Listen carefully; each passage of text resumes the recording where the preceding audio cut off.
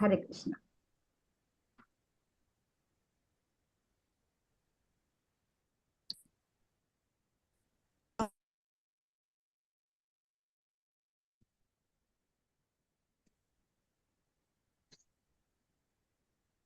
राधा कृष्ण प्राण मोरा जुगला किशोर। राधा कृष्ण प्राण मोरा जुगला किशोर। जीवने मरणे गति आर नाही मोर। जीवने मरणे गति आर नाही मोर। राधा कृष्ण प्राण मोरा जुगला किशोर। कालिंदी रकुले केली कदंबे रवाना। कालिंदी रकुले केली कदंबे रवाना। रतने बेदीरा ऊपर बस बदुजा। राधा कृष्ण प्राण मोरा जुगल किशोर। राधा कृष्ण प्राण मोरा जुगल किशोर। श्याम गौरिया अंगे दिवो चंदनेर गंधा। श्याम गौरिया अंगे दिवो चंदनेर गंधा। चामर डुलाबो कबे तेरी मुख चंद्र। चामर डुलाबे कबे तेरी मुख चंद्र। राधा कृष्ण प्राण मोरा जुगला किशोर। राधा कृष्ण प्राण मोरा जुगला किशोर। गाथिया माला तेर माला दिबो दोहर गाले।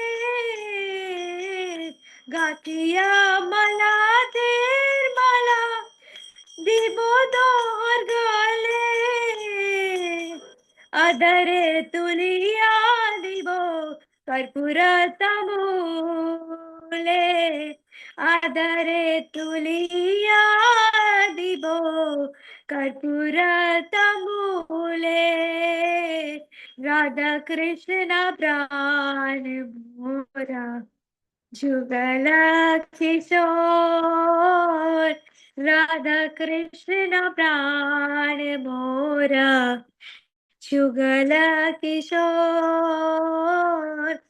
ललिता विशाखादि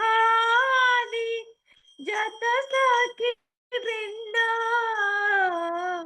ललिता विशाखादि जत सखी वृंदा।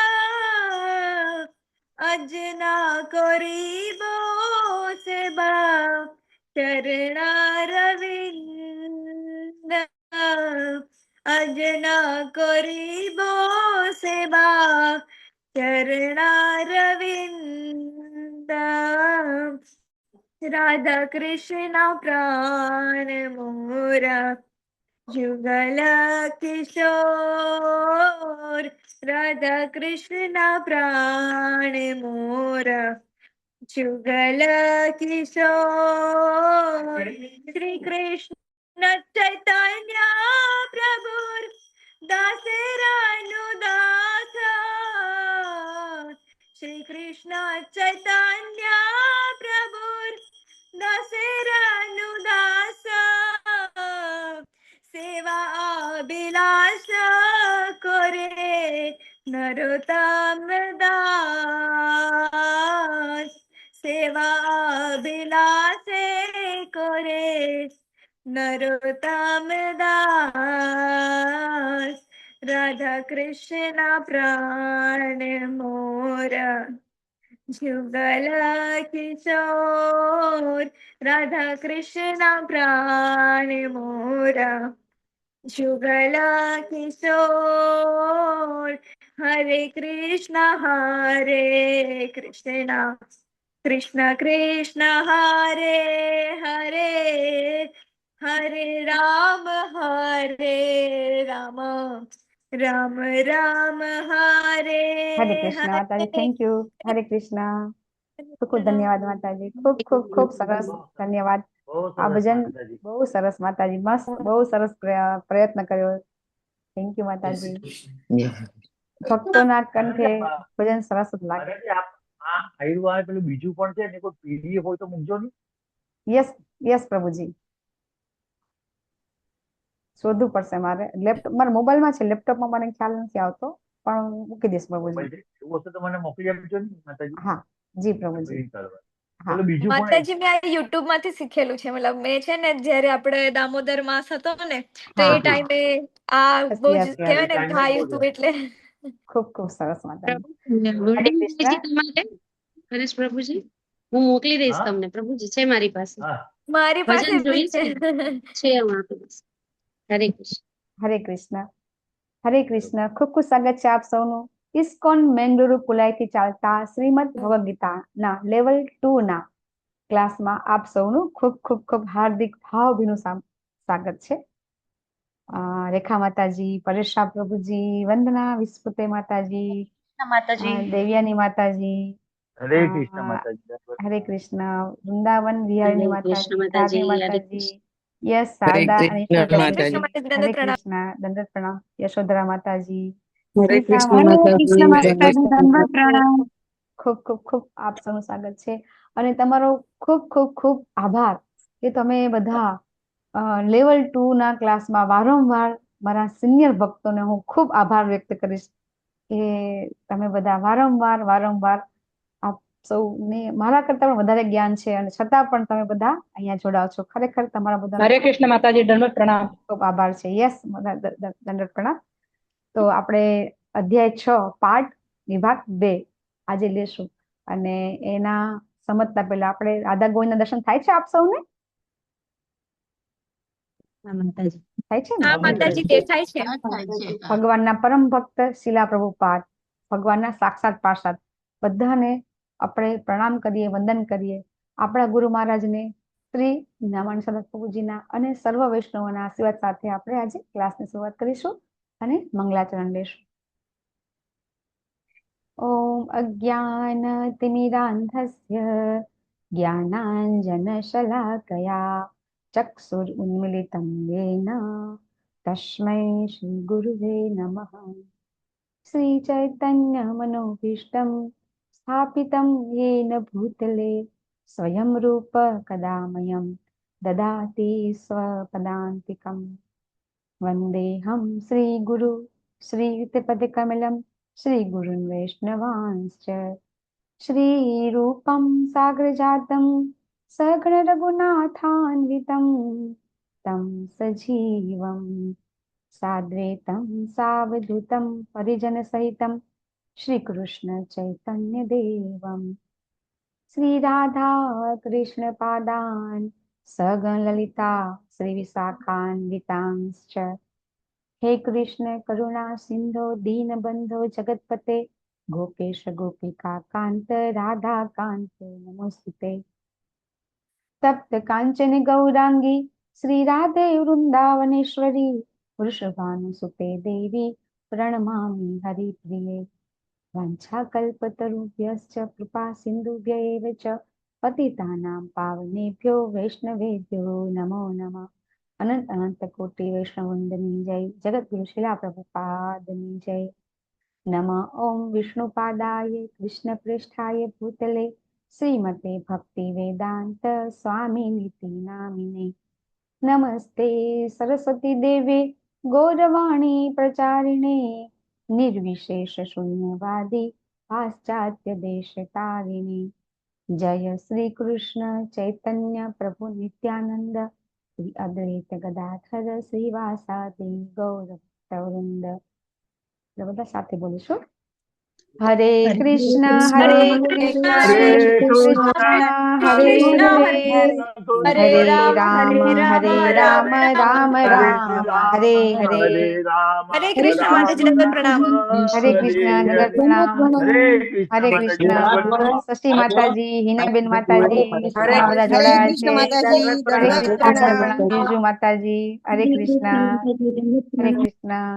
ગીતા માતાજી, બધાનું ખૂબ ખૂબ સ્વાગત છે. તો આપણે ગઈકાલે ધ્યાન યોગ એટલે કે અષ્ટાંગ યોગના 8 સ્ટેપ આપણે જોયા હતા ગઈકાલે. તો અષ્ટાંગ યોગના 8 સ્ટેપ કોને યાદ છે? અષ્ટાંગ યોગના 8 સ્ટેપ કોને યાદ છે?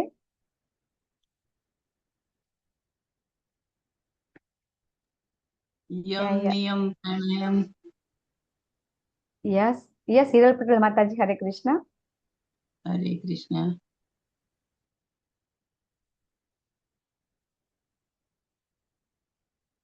યસ, હિરલ પટેલ માતાજી, તમે અનમ્યુટ થઈ ગયા છો પણ અવાજ નથી આવતો. હરે કૃષ્ણ માતાજી. હવે આવે છે યસ, માતાજી? હા હા, આવ્યા. હા હા માતાજી. યમ નિયમ આસન પ્રાણાયામ પ્રત્યાહાર ધારણા ધ્યાન અને સમાધિ. હરે હરી કૃષ્ણ બોલ. માતાજી. બહુ સરસ. તો આપણે ગઈકાલે આ અષ્ટાંગ યોગ 8 સોપાન વિશે આપણે સમજ્યા અને કેવી રીતે સંન્યાસી કોને કહેવાય આપણે એ પણ સમજ્યા. તો ભગવાન સંન્યાસી કોને કહે છે? જે ત્યાગ કરી દે એને કહે છે. કોને સંન્યાસી કહે છે ભગવાન? યસ, ધારી માતાજી, સંન્યાસી કોને કહેવાય? હરે કૃષ્ણ માતાજી, જે કહેવાય ને ભગવાનની ભક્તિ માટે કહેવાય ને મતલબ સંન્યાસ લે છે કે પૂરેપૂરો કહેવાય ને ભગવાનની સેવામાં લાગી જાય છે એ. ઓકે, પછી યસ, રાઠોડ કાજલ માતાજી, હરે કૃષ્ણ. સંન્યાસી હરે ભગવાન કૃષ્ણ કોને કહે માતાજી. છે? હા, જી ભગવાન માટે જ બધા કર્મ કરે છે ઈ. ઓકે. યસ, હિરલ માતાજી, ભગવાને સંન્યાસી કોને કીધું? આપણે કૃષ્ણ 5મા માતાજી. અધ્યાયનો રેફરન્સ મળ્યો તો 5મા અધ્યાયમાં ભગવાન સંન્યાસીની વ્યાખ્યા આપી હતી અને 6થા અધ્યાયમાં પણ આપી છે. યસ માતાજી, બોલો બોલો. હરે કૃષ્ણ માતાજી. સંન્યાસી એ નથી કે જે કર્મનો ત્યાગ કરી દે છે, જે પોતાના ભોજન માટે અગ્નિ પણ નથી પેટાવતો, એને સંન્યાસી નથી કહ્યું ભગવાને. ભગવાને સંન્યાસી એને કહ્યું છે કે જે પોતાના નિયત કર્તવ્ય કરે છે અને એ કર્તવ્યમાં કેન્દ્ર સ્થાને ભગવાનને રાખીને પોતાના દરેક કર્મો ભગવાનને અર્પણ કરે છે. એટલે કે કૃષ્ણ પ્રીત્યાર્થે કર્મ કરે તે સાચો સંન્યાસી છે. હરે કૃષ્ણ હરી બોલ, માતાજી. બહુ સરસ. યસ, શશી માતાજી, નવું ઉમેરવું છે કઈ? હરે કૃષ્ણ. સંન્યાસી કોને કહેવાનું? હા, એટલે કૃષ્ણ ભાવના પારાયણ મનુષ્ય હોય એ કોઈ પણ જાતના સ્વાર્થ વગર અને પૂર્ણ બ્રહ્મની તૃષ્ટિ અર્થે કર્મ કરે આવા મનુષ્યને પોતાની અંગત ઈચ્છા કદાપી હોતી નથી, પણ કૃષ્ણના સંતોષ માટે અને કૃષ્ણને રાજી કરવા માટે જે કાર્ય કરે અને કૃષ્ણને સંતોષ આપે એ એની સફળતાનો માપદંડ છે. એટલે તે પુણ્ય સંન્યાસી કહેવાય. દાખલા હરી બોલ. તરીકે Chaitanya Mahaprabhuji, Shri Prabhupadji. Yes yes yes. Yes, ધારી માતાજી, ભગવાન કે છે ઈ કહો. ભગવાને શું કીધું આપણને 5મા અધ્યાયમાં? બોલો. અને માતાજી, જે આપણા જે કર્મનું જે ફળ છે એ પણ આપણે બધું ભગવાનને અર્પણ કરી દઈએ છીએ. ભગવાને શું કીધું? કર્મ ફળનો તિરસ્કાર પણ નથી કરતો અને એનું કર્મ ફળને પોતે ઈચ્છા પણ નથી રાખતો. અને એ વ્યક્તિ કે જે પોતે પોતાનું નિયત કર્તવ્ય કર્મ પ્રમાણે કર્મ કરે છે, આને ભગવાન કહે છે નિત્ય સંન્યાસી માનવો. એ નહીં કે જે પોતાના માટે પણ કામ કરતો નથી. સંન્યાસીનું પણ કામ છે, આપણે સમજી ગયા. સંન્યાસીનું શું કામ છે? કે સંન્યાસી એ ફરજિયાત કર્મ, સંન્યાસીને પણ કર્મ કરવાનું જ છે. તો કયું કર્મ કરવાનું છે સંન્યાસીને? એ પણ આપણે સમજ્યા હતા. સંન્યાસ થયા ગયા પછી પણ એને ત્યાગ કર્યા પછી, બધા કર્મનો ત્યાગ કર્યા પછી પણ એને કર્મ કરવાનું છે. તો કયું કર્મ કરવાનું છે એને? સંન્યાસી કયું કાર્ય કરે છે? યસ, દેવાની માતાજી. ઈશ્વર સમર્પિત કર્મ મેં. હા હરે કૃષ્ણ માતાજી. હા, ગૃહસ્થોને ઉપદેશ આપવાનો. લોકોને સાચા માર્ગ બતાવવાની, ભગવત ભક્તિમાં પરાયણ કરવાનું એ કામ બહુ સરસ. સંન્યાસી કરે છે. યસ, સંન્યાસી લોકોનું પણ એ કર્તવ્ય છે. એવું નહીં કે સંન્યાસ લઈને પછી પોતે પોતાના આશ્રમમાં સ્થિત થઈને બેસી ગયા, તો એને આપણે પરિવ્રાજકાચાર્ય કહીએ છીએ કે એમનું કાર્ય છે સંન્યાસી લોકોને પણ ફરી ફરી અને ઘરે ઘરે જઈ અને ઉપદેશ આપવાનો, બરાબર ને? અને સંન્યાસી જે હોય એ કોઈ દિવસ એક જગ્યાએ રહેતા નથી. આપણા સડ ગોસ્વામીને આપણને ખબર છે કે આપણા સડ ગોસ્વામી વૃંદાવનમાં જ્યારે ચૈતન્ય મહાપ્રભુએ એમને આદેશ આપ્યો કે તમારે જાઓ, અને એ વખતે વૃંદાવન છે જમીન દોસ્ત, કાંઈ જ નહોતું, તો ત્યાં જઈ અને તમે ભગવાનની લીલા છે ઉજાગર કરો. તો તમને કોઈને ખબર છે લીલા ઉજાગર કરવી એટલે શું, અને એમણે લીલા ઉજાગર કેવી રીતે કરી હતી? કોઈને કઈ એક્ઝામ્પલ આપવું હોય અથવા તો કોઈને કઈ જ્ઞાન હોય કે સંન્યાસી તરીકે એમને જે કાર્ય કર્યું અને કેવી રીતે કર્યું? તો એક વસ્તુ કહી દઉં કે એ વૃંદાવનમાં ગયા પછી ક્યારે ત્યાં કઈ હતું નહીં, ખાલી વૃક્ષ જ હતા. તો એ રૂપ ગોસ્વામી, સનાતન ગોસ્વામી આજે એક ઝાડ નીચે નિવાસ કરે તો કાલે બીજા વૃક્ષ નીચે, તો આવું કરતા હતા. અને એનું કારણ પણ શું છે એ તમને કહીશ. તો એ લોકોએ લીલા ઉજાગર કરી. કેવી રીતે કરી? યસ આકૃતિ માતાજી, અત્યારે જે પણ ભગવાન આપણે જે જન્મસ્થળ જોઈ રહ્યા છીએ. હા બોલો. હરે કૃષ્ણ માતાજી. હા બોલો બોલો. હરે કૃષ્ણ માતાજી. દંડવત પ્રણામ. આપણા જે સદ ગોસ્વામી હતા એ બધા આપણા ભગવાન શ્રી કૃષ્ણના ગુણગાન, લીલાઓ, સંકીર્તન એ બધું કરતા હતા. અને તમે કીધું તે પ્રમાણે કે એ લોકો એક જગ્યાએ સ્થિર નહીં થતા હતા. એક ઝાડ પ્રત્યે બી એ લોકોની આસક્તિ થઈ જાય એટલે ત્યાં એ લોકો રહેતા નહીં હતા અને ત્યાંથી બીજું ઝાડ પસંદ કરી લેતા હતા રહેવા માટે. હરે કૃષ્ણ માતાજી. હરે કૃષ્ણ. બહુ સરસ. મારો પ્રશ્ન એ છે માતાજી કે લીલા ઉજાગર કરી એટલે શું અને કેવી રીતે કરી? યસ હરિપ્રિયા માતાજી. હરે કૃષ્ણ માતાજી. એવો એક જગ્યાએ બેસીને ખૂબ સાધના કરતા, અને સાધના કરવાથી એમને ભગવાન સ્વપ્નમાં આવતા ને એમને કીધું કે આ જગ્યાએ મેં આ લીલા કરેલી છે. તો પછી એ જગ્યા જઈને એમને પોતે ત્યાં શોધવાનો પ્રયત્ન કર્યો. બધી જગ્યાઓ જે અત્યારે ભગવાનની લીલા વાળી છે એ બધી જગ્યા એમને પોતે શોધી છે, જે અત્યારનું વૃંદાવન છે. Yes yes. શૈલેષ ભટ્ટ પ્રભુજી કઈ એક પરફેક્શન યાદ હોય તો? યસ શૈલેષ ભટ્ટ હરે પ્રભુજી. કૃષ્ણ માતાજી. હા. એટલે ભગવાનની નિત્ય લીલામાં પ્રવિષ્ટ થઈ અને એ લોકો ત્યાંની મતલબ જે બી સ્થળો હતા એ બધી નિત્ય લીલામાં પ્રવેશ થઈને તેને ઉજાગર કરાવ્યું. એવું નથી કે અમે વિચાર્યું અને લખી દીધું. હા યસ. એમને તમને ખબર હશે કે એમને ભગવાન જ્યારે જેમ માતાજી હરિપ્રિયા માતાજી કીધું અને શ્રેષ્ઠ ભટ્ટ પ્રભુજી કીધું એ પ્રમાણે જ્યારે એ લોકો ભગવાનની સાધનામાં અથવા તો ભગવાનના ધ્યાનમાં જ્યારે નિમગ્ન રહેતા હતા એ વખતે ભગવાન સ્વયં એવું નજરે દેખાય કે ભગવાન આ કરી રહ્યા છે, ભગવાન આ કરી રહ્યા છે. નિત્ય લીલા પ્રવિષ્ટ કહેવાય એને. કે આપણે એવું છે કે ભગવાને લીલા કરી અને જતા રહ્યા, તો ભગવાનની લીલા નિત્ય લીલા શું કામ કહેવાય છે એ તમને ખબર છે? નિત્ય લીલા એટલે શું? નિત્ય લીલા શું કામ કહેવામાં આવે છે? હરે કૃષ્ણ. હા માતા પ્રભુજી. યસ પ્રભુજી. નિત્ય લીલા એટલા માટે કહેવામાં આવે છે કે એ ક્યારેય બંધ થતી નથી અથવા પતી જતી નથી. અહીંયા દામોદર લીલા પૂરી થાય તો બીજા કોઈ બ્રહ્માંડમાં દામોદર લીલા ચાલતી જ હોય છે, એટલે નિત્ય લીલા કહેવાય છે. યસ પ્રભુજી, ખૂબ ખૂબ ધન્યવાદ. તો ભગવાનની લીલા ક્યાંક ને ક્યાંક ચાલુ જ છે. અને જ્યારે બી એક ગોસ્વામી બધા ધ્યાનમાં બેસતા ત્યારે ભગવાનની લીલા ક્યાંક ને ક્યાંક એ ચાલુ હોય અને એ લીલામાં એમને પ્રવેશ મળતો હતો. આવો સાક્ષાત પ્રવેશ કોને મળેલો? ડાયરેક્ટ આપણે બધા જોઈ રહ્યા હતા. હરે કૃષ્ણ. હા, નરસિંહ મહેતાને મળેલો છે. નરસિંહ મહેતાને. Direct પ્રવેશ. બરાબર, ડાયરેક્ટ રાસલીલામાં પ્રવેશ. તો અહીંયા આપણને એમ લાગે કે એ તો નરસિંહ મહેતા પૃથ્વી ઉપર છે, પણ ઓલરેડી એ ક્યાં પહોંચી જાય છે? ગોલોકધામમાં. તો આને કહેવાય નિત્ય લીલા પ્રવેશ. અને આ બધા ગોસ્વામી છે એમને નિત્ય લીલા પ્રવેશ કરી અને એમને ખબર પડી છે કે અહીંયા ભગવાનનો જન્મ થયો છે, અહીંયા ભગવાને રાસલીલા કરી છે, અથવા તો આ જે નિધિવન છે અહીંયા ભગવાને આ લીલા કરી છે. આ બધું એ લોકોને નજરે નજર દેખાતું અને એમાં એ પ્રવેશ કરીને પોતે જોતા. તો એવી રીતે આપણા જે સડ ગોસ્વામી છે એ સડ ગોસ્વામી જે તમને મેં વાત કરી એ પ્રમાણે.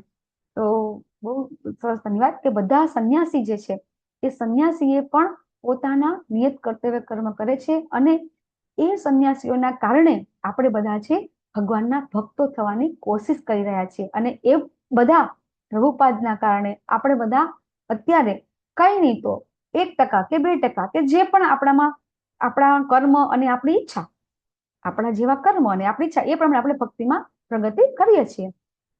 અને એ માટે આપણે રોજ સવારે ઉઠીએ ત્યારે અને રોજ સવારે સૂઈએ ત્યારે આપણે ભગવાનનો ધન્યવાદ કરવો જોઈએ, કરવો જોઈએ ને કરવો જ જોઈએ. ગુરુ મહારાજનો અને આપણા ગુરુ મહારાજ અને ભગવાનના ક્યારે ધન્યવાદ કરતા પહેલા આપણે સૂવું ન જોઈએ અને ઉઠવું પણ ન જોઈએ. પછી આપણે જોયું હતું કે મનને કેવી રીતે જીતી શકાય અને મન કેવી રીતે શત્રુ છે અને મન કેવી રીતે આપણો મિત્ર છે. તો એ પણ શીખ્યા હતા. તો થોડું ઘણું યાદ છે કેવી રીતે મન મિત્ર બની શકે અને મન કેવી રીતે આપણો શત્રુ બની શકે. આપણે બધાને મિત્ર બનવું છે. બધાને આપણે બધાના કોઈને પણ એવું નથી કે આપણને કોઈ આપણો તિરસ્કાર કરે. આપણને બધાને એમ થાય કે આપણને માન મળે, સન્માન મળે, બધાને પણ મિત્ર બને. તો એ કેવી રીતે બની શકાય? યસ, વૃંદાવન વિહારની માતાજી.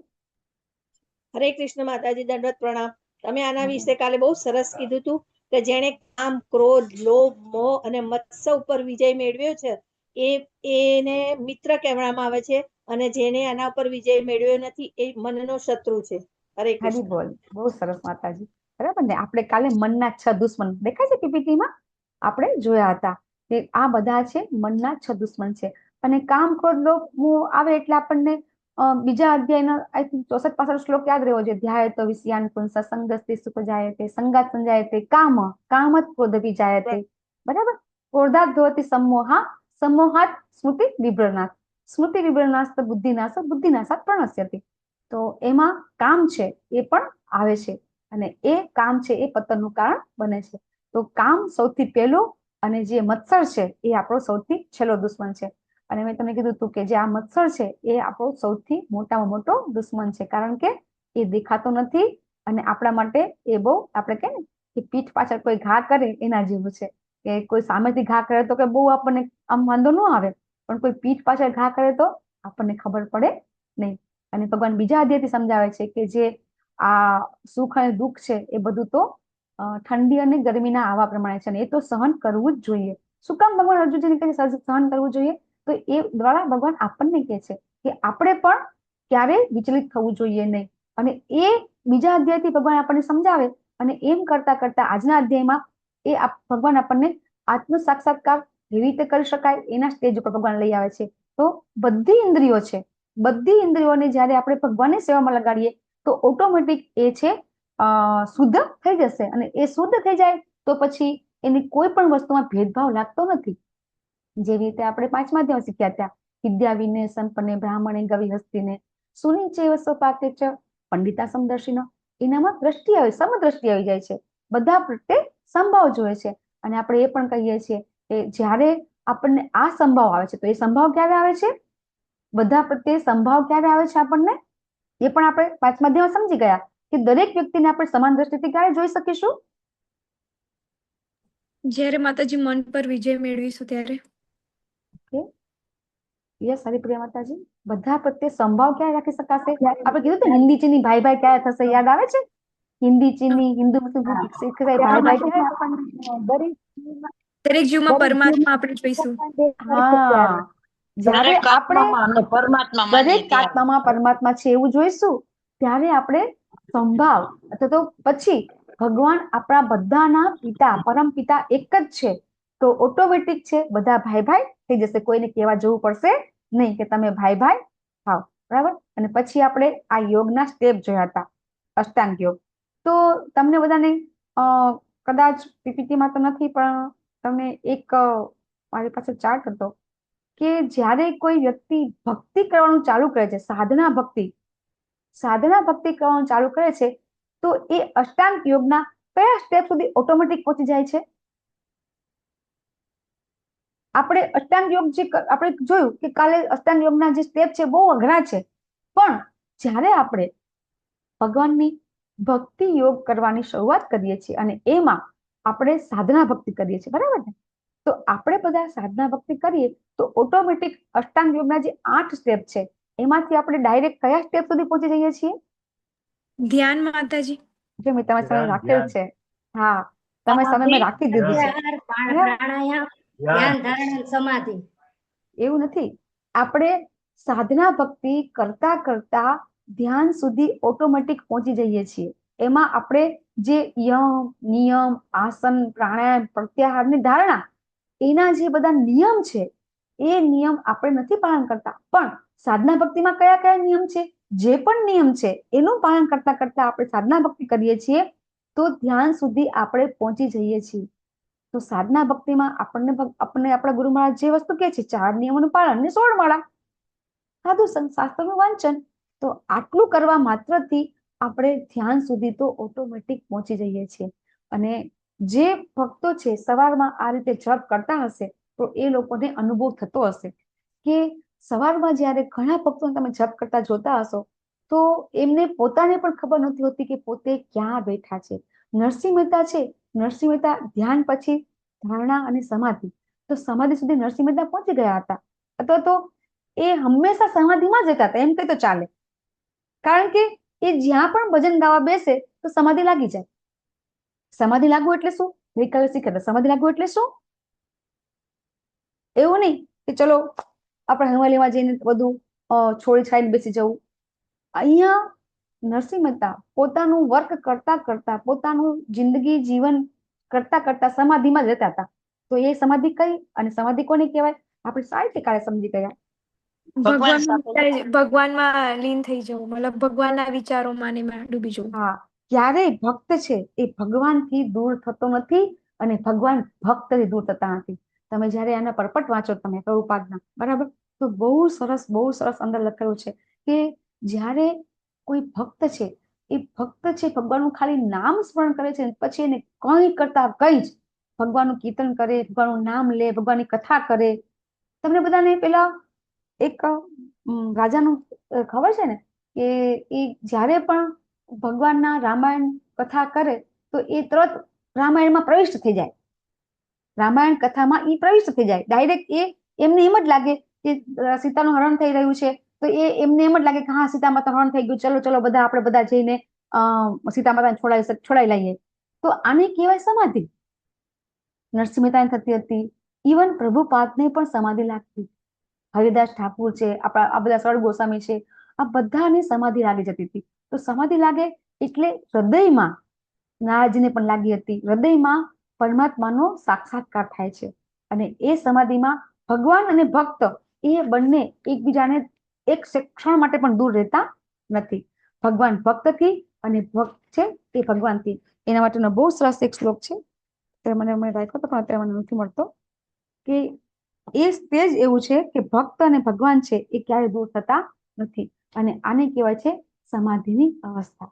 તો આ અવસ્થા છે એ ભક્તની એકદમ જેને કહેવાય ને કે ઉત્તમ અવસ્થા છે. અને આ વખતે એ વ્યક્તિને જ્યારે નરસિંહ મહેતા છે, બરાબર, પછી આપણા પ્રહલાદ મહારાજ છે, તો એમને કાયમ સમાધિમાં લાગતા હતા. કારણ કે ભગવાનનું એમને ક્યાંય સુખ દુઃખ લાગતું જ નહોતું, કારણ કે કન્ટિન્યુઅસ એમને ભગવાનનું સ્મરણ રહેતું હતું, હૃદયમાં પરમાત્મા કન્ટિન્યુઅસ દર્શન થતા હતા અને એટલે સુખ દુઃખ એ લોકોને થતું નહોતું. તો આપણે કાલે આટલા શ્લોક સુધી લીધું હતું, બરાબર. હવે આપણે 24 શ્લોકથી લેશું. તો અહીંયા પાછા ભગવાન શું સમજાવે છે કે જ્યારે કોઈ વ્યક્તિને યોગ અભ્યાસમાં નિમગ્ન થવું હોય તો એમાં એને પથભ્રષ્ટ ન થવું હોય તો શું કરવું જોઈએ?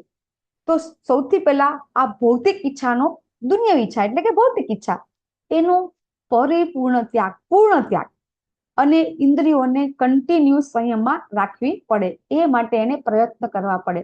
જે વ્યક્તિએ યોગાભ્યાસ કન્ટિન્યુ રાખવો હોય, અષ્ટાંગ યોગની સાધના ચાલુ કરી, પછી ચાલુ કર્યા પછી એને શું કરવાનું છે?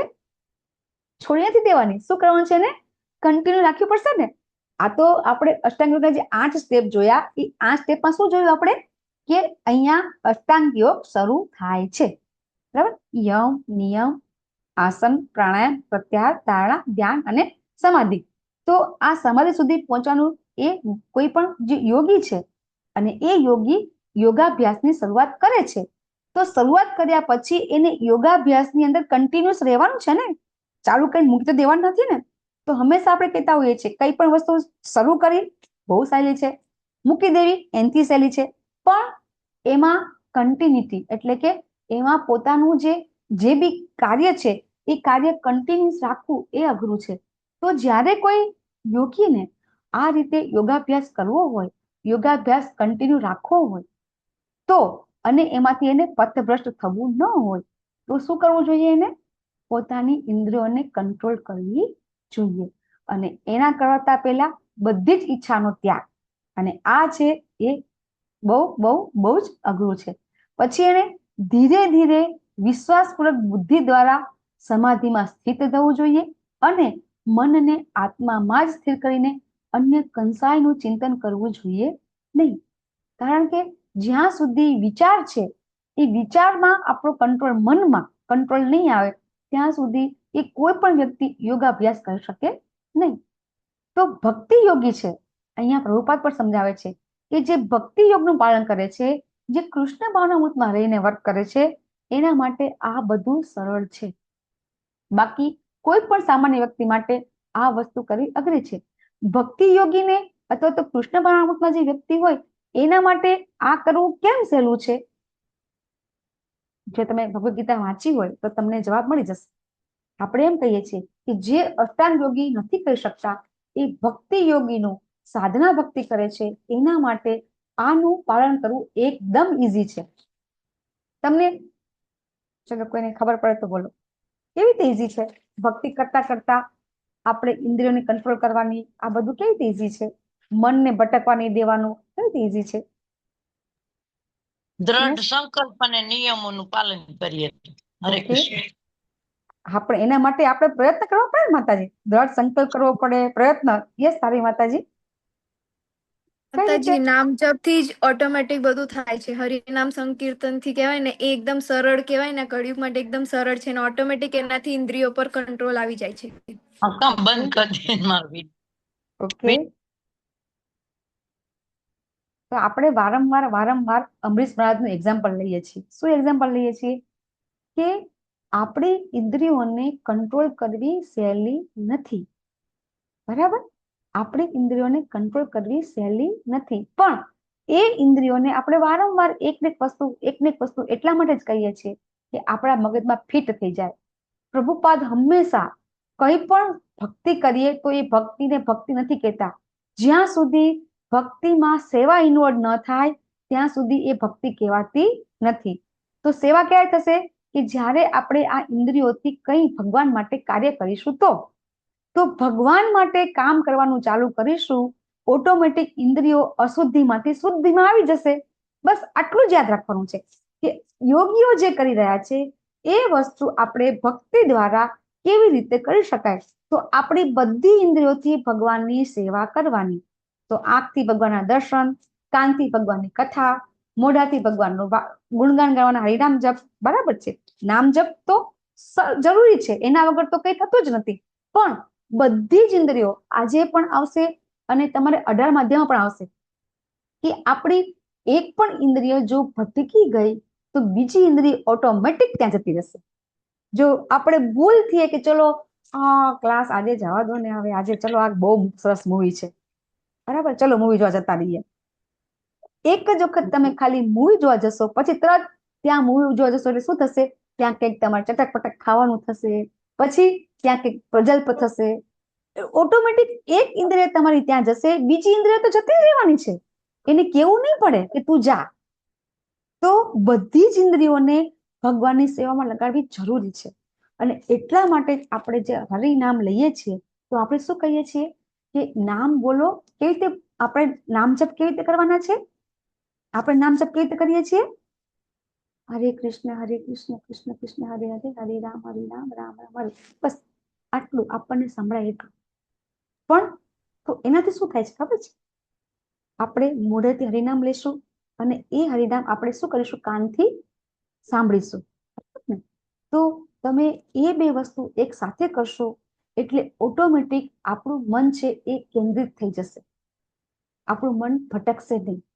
તમને લોકોને અનુભવ હશે કે જ્યારે તમે પિક્ચર જોતા હશો અથવા તમે કોઈ મૂવી જોતા હોય અને જો તમને એમાં બહુ ઇન્ટરેસ્ટ લાગી જાય, બરાબર, તો તમારું આંખ ત્યાં છે અને કાન ત્યાં છે, બે ઇન્દ્રિય ત્યાં છે, બરાબર. આંખ ત્યાં છે, કાન ત્યાં છે, બે જ ઇન્દ્રિય ત્યાં છે, સાંભળો છો, બરાબર, બીજું કરતા નથી. પછી તમને કોઈ પાછળથી બૂમ પાડે છે, ગમે એટલું તમારી પાસે કોઈક આમ જેને કહેવાય ને કે કોઈક પાછળથી ચોરી કરીને જતું રહે ને તોય તમને ખબર ન પડે. અમારા ઘરની સામે જ એક્ઝેક્ટ આવું થયું હતું, એક્ઝેક્ટ અમારા ઘરની સામે આવું થયું હતું. પિક્ચર જોતા હોય કે ટીવી જોતા હોય ખબર નહીં, ચોર આવીને ચોરી કરીને જતો રહ્યો, મોબાઈલ ને પર્સ ને બધું ટેબલમાં પર લઈને જતો રહ્યો બહાર. તો આનો અર્થ શું થયો કે બે ઇન્દ્રિય તમારી વર્ક કરતી થઈ ગઈ એટલે તમારું ધ્યાન ત્યાં સુકેન્દ્રિત થઈ જાય છે. સુકેન્દ્રિત, કેન્દ્રિત નહીં, સુકેન્દ્રિત થઈ જાય છે અને પછી તમને કાંઈ ખબર પડતી નથી. તો આવું તમને અનુભવ થયો હશે. તમે પિક્ચર, તમે કઈ ટીવી સિરિયલ જોતા હોય, મેચ જોતા હોય, તમે એમાં ઓતપ્રોત થઈ ગયા હોય, પાછળ તમને કોઈ બોલાવે તમને ખબર જ ન પડે. 10 અવાજ મમ્મી કે બેટા જમી લે, જમી લે, જમી લે, તો બેટા સાંભળે જ નહીં, કારણ કે ધ્યાન ક્યાં હોય. બરાબર. તો આપણે પણ આ જ વસ્તુ ભક્તિમાં કરવાની છે. એ જ કરવાનું, કે નવું નથી કરવાનું. આપણે હરિનામ લેવાનું છે. હરિનામ લેતા લેતા આપણે થોડું આપણા કાનને સંભળાય એટલું આપણે બોલીશું ને તો ઓટોમેટિક સમાધિ લાગી જશે. બરાબર. તો આ રીતે આપણે આપણી બધી જ ઇન્દ્રિયને ભગવાનની સેવામાં લગાડશું તો આપણે યોગારૂઢ થઈ જશું. આપણે યોગારૂઢ થવાના અષ્ટાંગ 8 સ્ટેપ્સનો આપણે જરૂર પડતી નથી. બરાબર. તો આવી આને કહેવાય છે આપણી પણ યોગારૂઢ સ્થિતિ. હવે આવે છે મનની વાત. આપણે આ બધું થઈ ગયું, બરાબર. અને પછી મનને કેવી રીતે આપણે નિયંત્રણ કરવું જોઈએ ભગવાન એ સમજાવે છે. કારણ કે મનને બીજી ઇન્દ્રિયો ભગવાન નથી કહેતા. ભગવાન એમ ન કીધું કે તું જીભને લગાડ, ભગવાન એમ ન કીધું કે તું તારી કાનને ભટકતું વાળ લે કે આંખને ભટકતું વાળ લે. ભગવાને શું કીધું કે મનને નિયંત્રણમાં લાવ. અહીંયા આ શ્લોકમાં ભગવાન એવું કહે છે. ભગવાન કેમ મનને ટાર્ગેટ કરવાનું કહે છે? ભગવાન કહે છે કે તું મનને ટાર્ગેટ કર અને મનને કંટ્રોલમાં લાવ. તો મનને કેમ, બીજા કોઈ ઇન્દ્રિય કેમ નહીં? મન માકડા જેવું છે માતાજી, એ બહુ ચંચળ છે. ઓકે, મન જ બધી વસ્તુનું મૂળ છે. મૂળ છે. મન ઇન્દ્રિયોનો રાજા છે. ભગવાને 10મા અધ્યાયમાં શું કીધું છે? 10મા અધ્યાયમાં કહેશે કે હું મન છું. હા, યસ ભારતી માતાજી. ભગવાન શું કહે છે? ઇન્દ્રિયોમાં હું મન છું. તો ઇન્દ્રિયોનો રાજા કોણ છે? મન. મનને કંટ્રોલમાં લાવીશું ઓટોમેટિક બધું કંટ્રોલમાં આવી જશે. ભગવાન એમ કહે છે. અને ભગવાન કહે છે જો તું મનને મારામાં સ્થિર કરીશ ને તો ઓટોમેટિક તું છે ને રજોગુણથી પર તું કહેવાય સારા સત્વગુણમાં તું આવી જઈશ અને તું પરમેશ્વર સાથે પોતાની ગુણાત્મક એકતાનો સાક્ષાત્કાર કરી શકીશ. ગુણાત્મક એકતા એટલે સમજાવો. આપણે લેવલ 1માં સમજ્યા છીએ, પણ લેવલ 2માં થોડું ડિટેલમાં સમજીશું કે ગુણાત્મક એકતા એટલે શું. અહીંયા ભગવાન આપણને શું કહેવા માંગે છે? ગુણાત્મક એકતાનો સાક્ષાત્કાર. આવું બધું કઈ યાદ રહેતું નથી માતાજી. તારી માતાજી વિચાર કરે છે શું કરવું. ગુણાત્મક એકતા સમજાઈ દીધું છે. શું કીધું માતાજી? પ્રશ્ન. ગુણાત્મક એકતાનો સાક્ષાત્કાર કરવો એટલે શું? ભગવાન એ કહે છે કે જ્યારે કોઈ વ્યક્તિ મારામાં સ્થિર થઈ જાય છે, સરસ સિદ્ધિ પ્રાપ્ત કરી લે છે, રજોગુણથી પાર થઈ જાય છે અને સત્વગુણ માતાજી. ઓકે, ગુણાત્મક એકતાનો સાક્ષાત્કાર એટલે શું?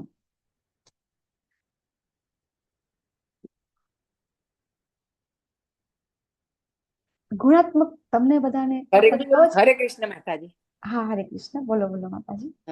ગુણાત્મક એકતા એટલે કદાચ એવું કહેવા માંગે છે કે પરમેશ્વર સાથે, એટલે પરમેશ્વર તો 3 ગુણોથી પરે છે, એટલે કદાચ આપણે રજોગુણથી થઈ જઈએ પર તો કદાચ આપણે 3 ગુણોથી પર થઈ શકે એવું કદાચ આપણે લેવલ 1 નો એક એક્ઝામ્પલ લઈએ છીએ માતાજી.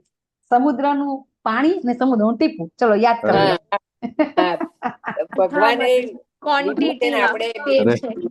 હા, યસ સરસ પ્રભુજી. બોલો બોલો.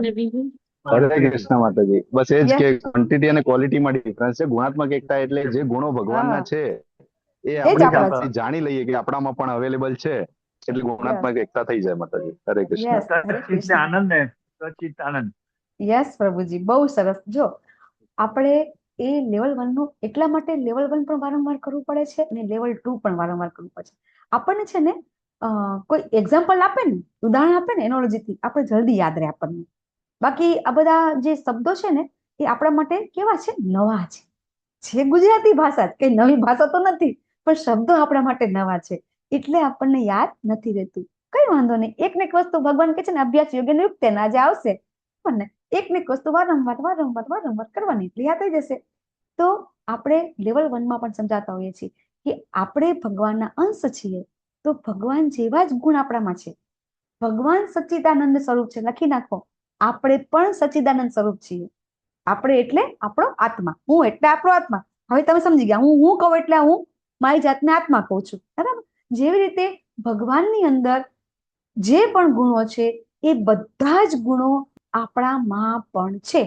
ફેર શું છે? ક્વોલિટી એ જ છે, ક્વોન્ટિટીમાં ફેર છે. ભગવાન અનંત બ્રહ્માંડ, આપણે એ જે 14 લોક છે એનું એક બ્રહ્માંડ છે, એવા કરોડો ખરબો બ્રહ્માંડ છે, અને આપણા બ્રહ્માંડ કરતા અનેક ગણા મોટા બ્રહ્માંડ પણ છે. તે છતાં આટલા બધા બ્રહ્માંડ ભેગા થાય તો પણ એનું 3 ગણું આધ્યાત્મિક જગત છે. ખાલી જસ્ટ થિંકિંગ કરવા માટે જ કહું છું કે આટલું બધું મોટું આ ભૌતિક જગત છે, એનાથી 3 ગણું મોટું આધ્યાત્મિક જગત છે. એના ભગવાન છે એ પોતે જેને કહેવાય કે સ્વામી છે. તો ભગવાનમાં તો કેટલા ગુણ છે, તો એની પાસે આપણે અંશ માત્ર છે, એવા જ છે પણ કેટલા અંશ માત્ર છે, એટલે એની કોઈ અસ્તિત્વ ના કહેવાય. યસ પરેશ પ્રભુજી. હરે કૃષ્ણ માતાજી. આપણે અણુ છું ને ભગવાન વિભુ છે. યસ પ્રભુજી, આપણે અણુ છીએ, ભગવાન વિભુ છે. અને એટલે ગુણાત્મક એકતા એટલે શું? ગુણાત્મક એકતા આપણામાં જે ગુણો છે, આપણામાં જે પણ ગુણો છે એ બધા જ ગુણો છે એ ભગવાનમાં પણ છે. એટલા માટે આપણે આપણા અંદરથી આત્મ સાક્ષાત્કાર થાય છે, સચ્ચિદાનંદ સ્વરૂપની આપણને અહેસાસ થાય છે. આ જે આત્માનું સ્વરૂપ છે તો કે એ ભગવાનનો જ દાસ છે, અને એ ભગવાનનો દાસ છે એનો અનુભૂતિ એટલે કે આત્મ સાક્ષાત્કાર એને થઈ જાય છે, અને પોતાનો આત્મામાં જ આનંદ પામે છે. આત્મારામશ્ચ મુનયો. યસ હિરલ માતાજી. એટેન્ડન્સ. હરે કૃષ્ણ માતાજી. એટલા માટે ઉદાહરણ આપવામાં આવે છે કે અગ્નિમાંથી છૂટો પડેલો તણખો હોય એનો ગુણધર્મ અગ્નિ જેવો જ હોય છે. એટલે ક્વોલિટીની દ્રષ્ટિએ સેમ છે, પરંતુ ક્વોન્ટિટીની દ્રષ્ટિએ ફરક છે. હા, હરે જેવો કૃષ્ણ છૂટો પડે માતાજી. છે એનું અસ્તિત્વ રહેતું નથી, બરાબર ને? જેવો છે અગ્નિમાંથી તણખો છૂટો પડે છે, પાણીનું ટીપું છે, એ સમુદ્રમાંથી ટીપું છૂટું પડે તો એનું અસ્તિત્વ ક્યાં સુધી રહે? સૂર્યપ્રકાશ આવશે તરત જ એનું અસ્તિત્વ નાશ પામી જશે. તો એવી રીતે અહીંયા આપણને આપણો ગુણાત્મક એકતાનો સાક્ષાત્કાર એટલે આપણને આપણામાં પણ ભગવાન જેવા ગુણ છે, અને એટલે આપણને ભગવાનનો આપણામાં અંતરમાં સાક્ષાત્કાર થાય છે, અને ખૂબ આનંદની અનુભૂતિ થાય છે. એ જેને થાય એને જ ખબર. કારણ કે ભાગવતમાં જે આત્મારામશ્ચ મુનિવાળો શ્લોક આવે છે, અને એમાં જે આત્મારામ વ્યક્તિ હોય એ કઈ રીતે આત્મામાં આનંદ પામે છે, એ પોતે એકલો બેઠો હોય તો એને એમ જ લાગે કે આખું જગત અહીંયા છે, અથવા તો એ વ્યક્તિ જ્યાં જાય ત્યાં વૃંદાવન. આપણે કહીએ ને, પ્રભુપાદ કહેતા હતા ને કે ભક્ત છે એ જ્યાં પણ જાય ત્યાં વૃંદાવન અને મથુરા છે એ એનો બનાવી નાખે છે, યાત્રા બનાવી નાખે છે. અને એ રીતે જે ભક્તો છે એ બધા, તમને ખબર છે કે એક વખત ભાગવતની અંદર શ્લોક આવે છે કે ગંગા નદીની અંદર બધા સ્નાન કરે છે, અને ગંગા નદી અપવિત્ર થઈ જાય છે, તો ગંગા નદી શુદ્ધ કેવી રીતે થાય છે? ગંગા નદીનો ભાગવતમાં અચકો શ્લોક આવે છે કે કઈ રીતે ગંગા નદીમાં બધા, જો આપણે બધા સ્નાન કરીએ ને પાપી જીવો, તો એ પાપ છે એ ગંગા ગ્રહણ કરે છે, એટલે આપણે શુદ્ધ થઈ જઈએ છીએ. પણ ગંગાનું પાણી તો અપવિત્ર થાય ને, છતાં પણ ગંગાનું પાણી અપવિત્ર થતું નથી. શું કામ નથી થતું, અથવા તો પવિત્ર કેમ થઈ જાય છે? કારણ કે એમાં જ્ઞાનીઓ છે ને એ સ્નાન કરતા હોય છે ને એટલે. યસ. હા, મહાત્મા પુરુષો એમાં સ્નાન કરતા હોય છે ને એટલે. યસ. ત્યારે ગંગામાં છે એ કોની રાહ જુએ છે? શુદ્ધ ભક્તોની રાહ જુએ છે કે શુદ્ધ ભક્તો આવે અને એમાં સ્નાન કરે એટલે એ પાણી છે એ પવિત્ર થઈ જાય છે. એટલે આપણે ભગવદ્ ગીતાના સ્ટાર્ટિંગમાં કહેતા હોય છે કે જ્યારે કોઈ ગંગા નદીના પાણીમાં સ્નાન કરે છે અને પવિત્ર થાય છે, તો એ ગંગા નદી તો ભગવાનના પગમાંથી નીકળેલી છે. તો જે ભગવદ્ ગીતાનું જ્ઞાન છે એ ભગવાનના મુખમાંથી નીકળ્યું છે. તો જો એનું પાન આપણે કરીએ, અત્યારે આપણે બધા પાન કરીએ છીએ, આ જે પણ આપણે ચર્ચા કરીએ છીએ, શું કરી રહ્યા છીએ? ભગવાનના શબ્દો જે છે એ શબ્દો આપણે દોરાવી રહ્યા છીએ. તો એટલે એનું આપણે પાન કરી રહ્યા છીએ, અને એનાથી શું થાય છે? તો અહીંયા બ્રહ્મભૂત અવસ્થા અને બ્રહ્મ સ્પર્શ અવસ્થા, એ બંને અવસ્થા આપણને પ્રાપ્ત થાય છે. બ્રહ્મભૂત એટલે કે આત્મ સાક્ષાત્કાર થાય છે. આપણને આ સાક્ષાત્કાર કે આપણે શરીર નથી, આત્મા છીએ, અને આત્માનું સ્વરૂપ કયું છે? તો કે ભગવાનના દાસ થવાનું. અને પછી પરમાત્માનો સાક્ષાત્કાર એટલે કે સમાધિ અવસ્થા, જે આપણે આજે સમજ્યા, એ પહોંચે એને બ્રહ્મ સંસ્પર્શ અવસ્થા કહેવામાં આવે છે. અને આ અવસ્થા છે એ પરમ સુખની સર્વોચ્ચ અવસ્થા છે, અને એના માટે યોગીઓ છે જન્મો જન્મ પ્રયત્ન કરતા હોય છે. અને ત્યારે એ લોકોને આ અવસ્થા પ્રાપ્ત થાય છે. પણ ભક્તો માટે તો આ અવસ્થા આપણે વારંવાર કહેશું કે ભક્તિ યોગી માટે આ અવસ્થા પ્રાપ્ત કરવી ખૂબ સહેલી છે. અને આ આત્મ સાક્ષાત્કાર છે, બરાબર, એ વખતે જે મનુષ્ય છે એ ભગવાનને સર્વત્ર જોવે છે. સેમ શ્લોક વિદ્યા વિનય સંપન્ન વાળો આવ્યો કે એની અંદર ભગવાનને બધે જ જોવે છે. તો આમાં આપણે એક્ઝામ્પલ કોણ લેતા હોઈએ છીએ લેવલ 1 માં? ભગવાનને બધે જ કોણ જોવે છે? લેવલ 1 આપણે એક એક્ઝામ્પલ લેતા હોઈએ છીએ, બધે જ એને ભગવાન દેખાય છે, બધે જ ભગવાન દેખાય છે. પ્રહલાદજી મહારાજ. પ્રહલાદ મહારાજ બધે જ ભગવાન દેખાય છે. જ્યારે હિરણ્યકશિપુ પૂછે છે કે અહીંયા તારા ભગવાન છે, અહીંયા ભગવાન છે, તો કે પ્રહલાદ મહારાજ તો 5 જ વર્ષના હતા, એટલે બચારાને એમને એવી ખબર નથી પડતી કે એમને એવો પ્રશ્ન થતો હતો, અરે મને તો ભગવાન દેખાય છે, અમારા બાપાને કેમ નથી દેખાતા, એમને કેમ દ્રષ્ટિ નથી આવતી? તો જ્યારે કઈ પૂછે તમને અહીં ભગવાન દેખાય છે, તો કે હા મને દેખાય છે, હા મને દેખાય છે, પણ એના પિતાને દેખાતા નથી. અને પછી પ્રહલાદ મહારાજે ભગવાનને કીધું હતું તમે મારા માટે પ્રગટ થાવ. ક્યાંય તમે કદાચ ભાગવતમ વાંચ્યું હોય તો ક્યાંય એવું આવે છે કે પ્રહલાદ મહારાજ એમ કે છે કે મને મારા પિતા બહુ બહુ દુઃખ આપે છે, તો તમે પ્રગટ થાવ? નરસિંહ ભગવાન પ્રગટ પ્રહલાદ મહારાજના કહેવાથી થયા હતા? કેવી રીતે થયા હતા? હરે કૃષ્ણ. એ પ્રહલાદ મહાન ભક્ત હતા વિષ્ણુના, એટલે એને કૃપા કરીને એનું દુઃખ ન જોઈ શક્યા. ભક્તનું દુઃખ ભગવાન જોઈ શકતા નથી એટલે. ઓકે, યસ યસ યસ સોના માતાજી, કેવી રીતે પ્રગટ થયા હતા ભગવાન? હરે કૃષ્ણ માતાજી, ભગવાન તો સર્વત્ર છે, પણ ભક્તનું વચન સાર્થક કરવા માટે એમણે જે સ્તંભ કીધું હતું પ્રહલાદ મહારાજે, એટલે એમને એમાંથી પ્રકટ થયા. હા, યસ યસ મીનાક્ષી માતાજી, બોલો બોલો. હરે કૃષ્ણ માતાજી, ભક્તોનો વિશ્વાસ છે દ્રઢ કરવા માટે એમણે દર્શન આપ્યા હતા ભગવાન. હા, ભગવાન છે ને આકૃતિ માતાજી. હા બોલો નવું. હા, હરે કૃષ્ણ માતાજી, ભગવાન ભક્તની મહિમા વધારવા માટે એ કરે છે. ભગવાન છે ને ભક્તોનું વચન પાલન કરવા માટે પોતાનું વચન તોડી નાખે છે. જ્યારે પ્રહલાદ મહારાજે એમ કીધું કે હા મને અહીંયા આ સ્તંભમાં ભગવાન દેખાય છે, તો ભગવાનને એ પ્રહલાદ મહારાજનું વચન રાખવા માટે ભગવાન ત્યાંથી પ્રગટ થયા, નહીં કે હિરણ્યકશિપુના કહેવાથી, નહીં કે પ્રહલાદ મહારાજના કહેવાથી, બરાબર ને? ભગવાન એના ભક્તનું વચન પાળવા માટે થઈ અને પોતે પ્રગટ થાય છે. તો મહાભારતમાં કોના વચન માટે ભગવાને પોતાનું વચન તોડ નાખ્યું હતું? ભીષ્મ પિતામહ. હરે કૃષ્ણ. ભગવાન કૃષ્ણ. હા, ભગવાને ભીષ્મ પિતામહનું વચન પાળવા માટે પોતાનું વચન શું કર્યું હતું? તોડી નાખ્યું હતું, બરાબર ને? કે હા હા, બહુ સરસ, બહુ જ મને તો એ કથા બહુ જ ગમે છે, ખૂબ ગમે. કારણ કે એ વખતે ભીષ્મ પિતામહ જે સ્તુતિ આવે છે અને પછી ભીષ્મ પિતામહ તો ખૂબ ખુશ થાય. ભગવાન મારવા દોડે ને ભીષ્મ પિતામહને, આમ જો કઈ હાથમાં મળતું નથી, ભગવાન એટલા ગુસ્સે થઈ જાય છે, ભગવાનને કશું મળતું નથી. ભગવાન કહે છે તું મારા અર્જુનને મારે છે, તું મારા અર્જુનને મારે છે. તો રથનું પૈડું જોયું તો પૈડું હાથમાં લઈને ભગવાન દોડી ગયા અને ભીષ્મ પિતામહ ખૂબ ખુશ થાય છે અને પછી સ્તુતિ કરે છે ભગવાનની કે જો મારા વચન માટે તમે હથિયાર ઉપાડવાની ના પાડી હતી અને હથિયાર તમે ઉપાડી લીધું. તો ભગવાન છે એ ભક્તોનું વચન પાળવા માટે થઈને પોતાનું વચન તોડી નાખે છે. તો ભીષ્મ પિતામહનું શું વચન હતું? ભીષ્મ પિતામહે શું વચન લીધું હતું કે ઈ વચન પાળવા માટે ભગવાને હથિયાર લીધું? ભીષ્મ પિતામહે કયું વચન લીધું? હથિયાર ઉપડાવીને જ રહીશ. 5 પાંડવોનો નાશ કરવાનો. ભીષ્મ પિતામહ અંતિમ ભગવાનને એક વીર રસમાં જોવા માંગતા હતા. વીર રસમાં જોવા માટે. હા, યસ.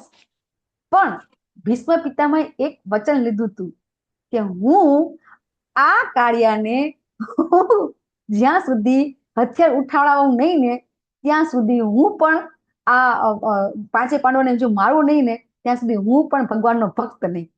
શું કે છે?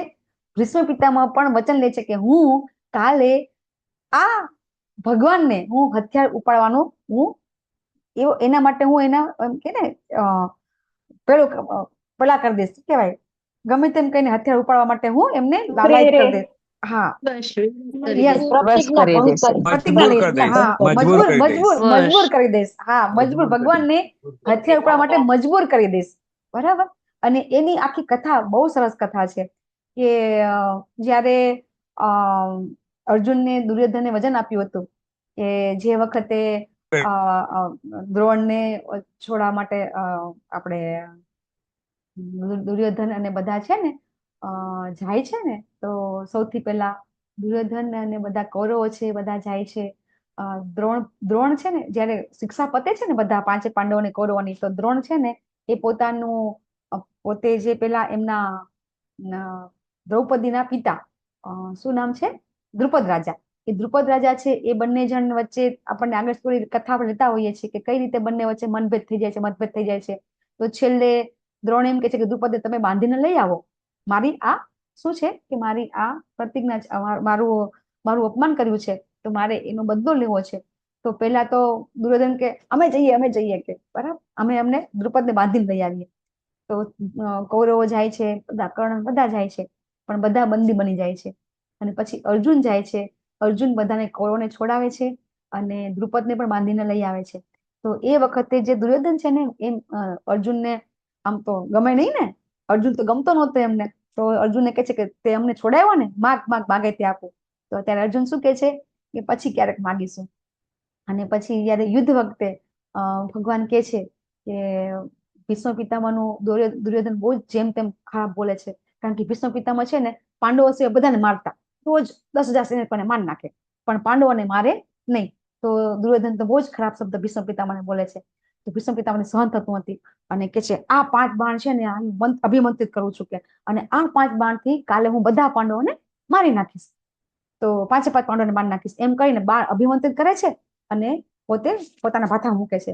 તો દુર્યોધન શું કે છે, દુર્યોધન તો એટલો વિશ્વાસ નહોતો, એ કે લાવો બાણ મને આપી દો, તમે ન લઈ જાઓ, બાણ હું રાખું છું, સવારે હું તમને આપી દઈશ. અને પછી ભીષ્મ પિતામહ કે કઈ વાંધો નહીં, ભીષ્મ પિતામહ જતા રહે છે. અને પછી ભગવાનને તો બધી ખબર, ભગવાન અર્જુનને ઉઠ રાત્રે 12 વાગે ઉઠ, તારે કે તારો વચન માંગવાનો ટાઈમ આવ્યો છે. અર્જુન કે શું થયું ભગવાન, કે તું ઉઠ દુર્યોધન પાસે જા અને પેલા 5 બાણ છે ને લઈ આવતું. તો અર્જુન જાય છે અને દુર્યોધન પાસે, દુર્યોધન કે આવ અર્જુન બોલ, યુદ્ધમાંથી યુદ્ધ છોડી દેવું છે. તો અર્જુન કે ના હવે તો યુદ્ધ તો કરવું જ પડશે, પણ કે તમને કે પેલા ભીષ્મ પિતામહે કે 5 બાણ આપ્યા છે ને કે મને આપી દે. દુર્યોધન તો આપી દેવા પડે છે, સવાલ પડે છે અને ભીષ્મ પિતામહ બાણ માંગે છે. તો દુર્યોધન પાસે બાણ હોતા નથી. અને પછી ભીષ્મ પિતામહ તો બધે ખબર પડે છે, બધી ખબર જ હોય છે કે આ બધું કોનું કામ છે. અને પછી ભીષ્મ પિતામહ પ્રતિજ્ઞા લે છે કે આજે તો હું એ કૃષ્ણને, એ કાળિયાને હું શું કરીશ, એને બાણ અથવા તો એને હું યુદ્ધમાં શસ્ત્ર ઉઠાવવા માટે હું મજબૂર કરીશ. અને એ રીતે ભગવાન છે પછી પોતે આવી રીતે રથનું પૈડું ઉપાડે છે અને ભીષ્મ પિતામહની પ્રતિજ્ઞા પૂરી કરે છે અને પોતે પોતાની પ્રતિજ્ઞા તોડી નાખે છે. એટલે ભગવાન એટલે જ અર્જુનને કહે છે ને કે અર્જુન તું ઘોષણા કરી દે, નમે ભક્ત્યા પ્રણશ્યતિ, મારા ભક્તનું ક્યારે પતન થતું નથી, અર્જુનજી એમ કે છે. તો અહીંયા અર્જુનજી ભગવાન એમ કે છે કે આવા વ્યક્તિ છે બરાબર, કે જે મારા ભક્ત છે, એ દરેકમાં મારામાં મને દરેક જગ્યાએ મને જોવે છે અને હું પણ એમાંથી દૂર થતો નથી. જે સર્વત્ર જુએ છે બધું જ મારામાં જુએ છે અને એટલે હું એમના માટે ક્યારેય દૂર થતો નથી. કોઈને એવું લાગે કે હા ભગવાન છે ભક્તથી દૂર છે, ઘણા કહેતા હોય ને કે ભગવાન છે એ કેમ આવું કરતા હશે, ભગવાન છે કેમ ભક્તને દુઃખ આપતા હશે. તો ભગવાન છે એ ભક્તથી ક્યારેય દૂર હોતા નથી. અને અહીંયા યસ મીનાક્ષી માતાજી. હરે કૃષ્ણ માતાજી, હરે કૃષ્ણ માતાજી. જય કૃષ્ણ.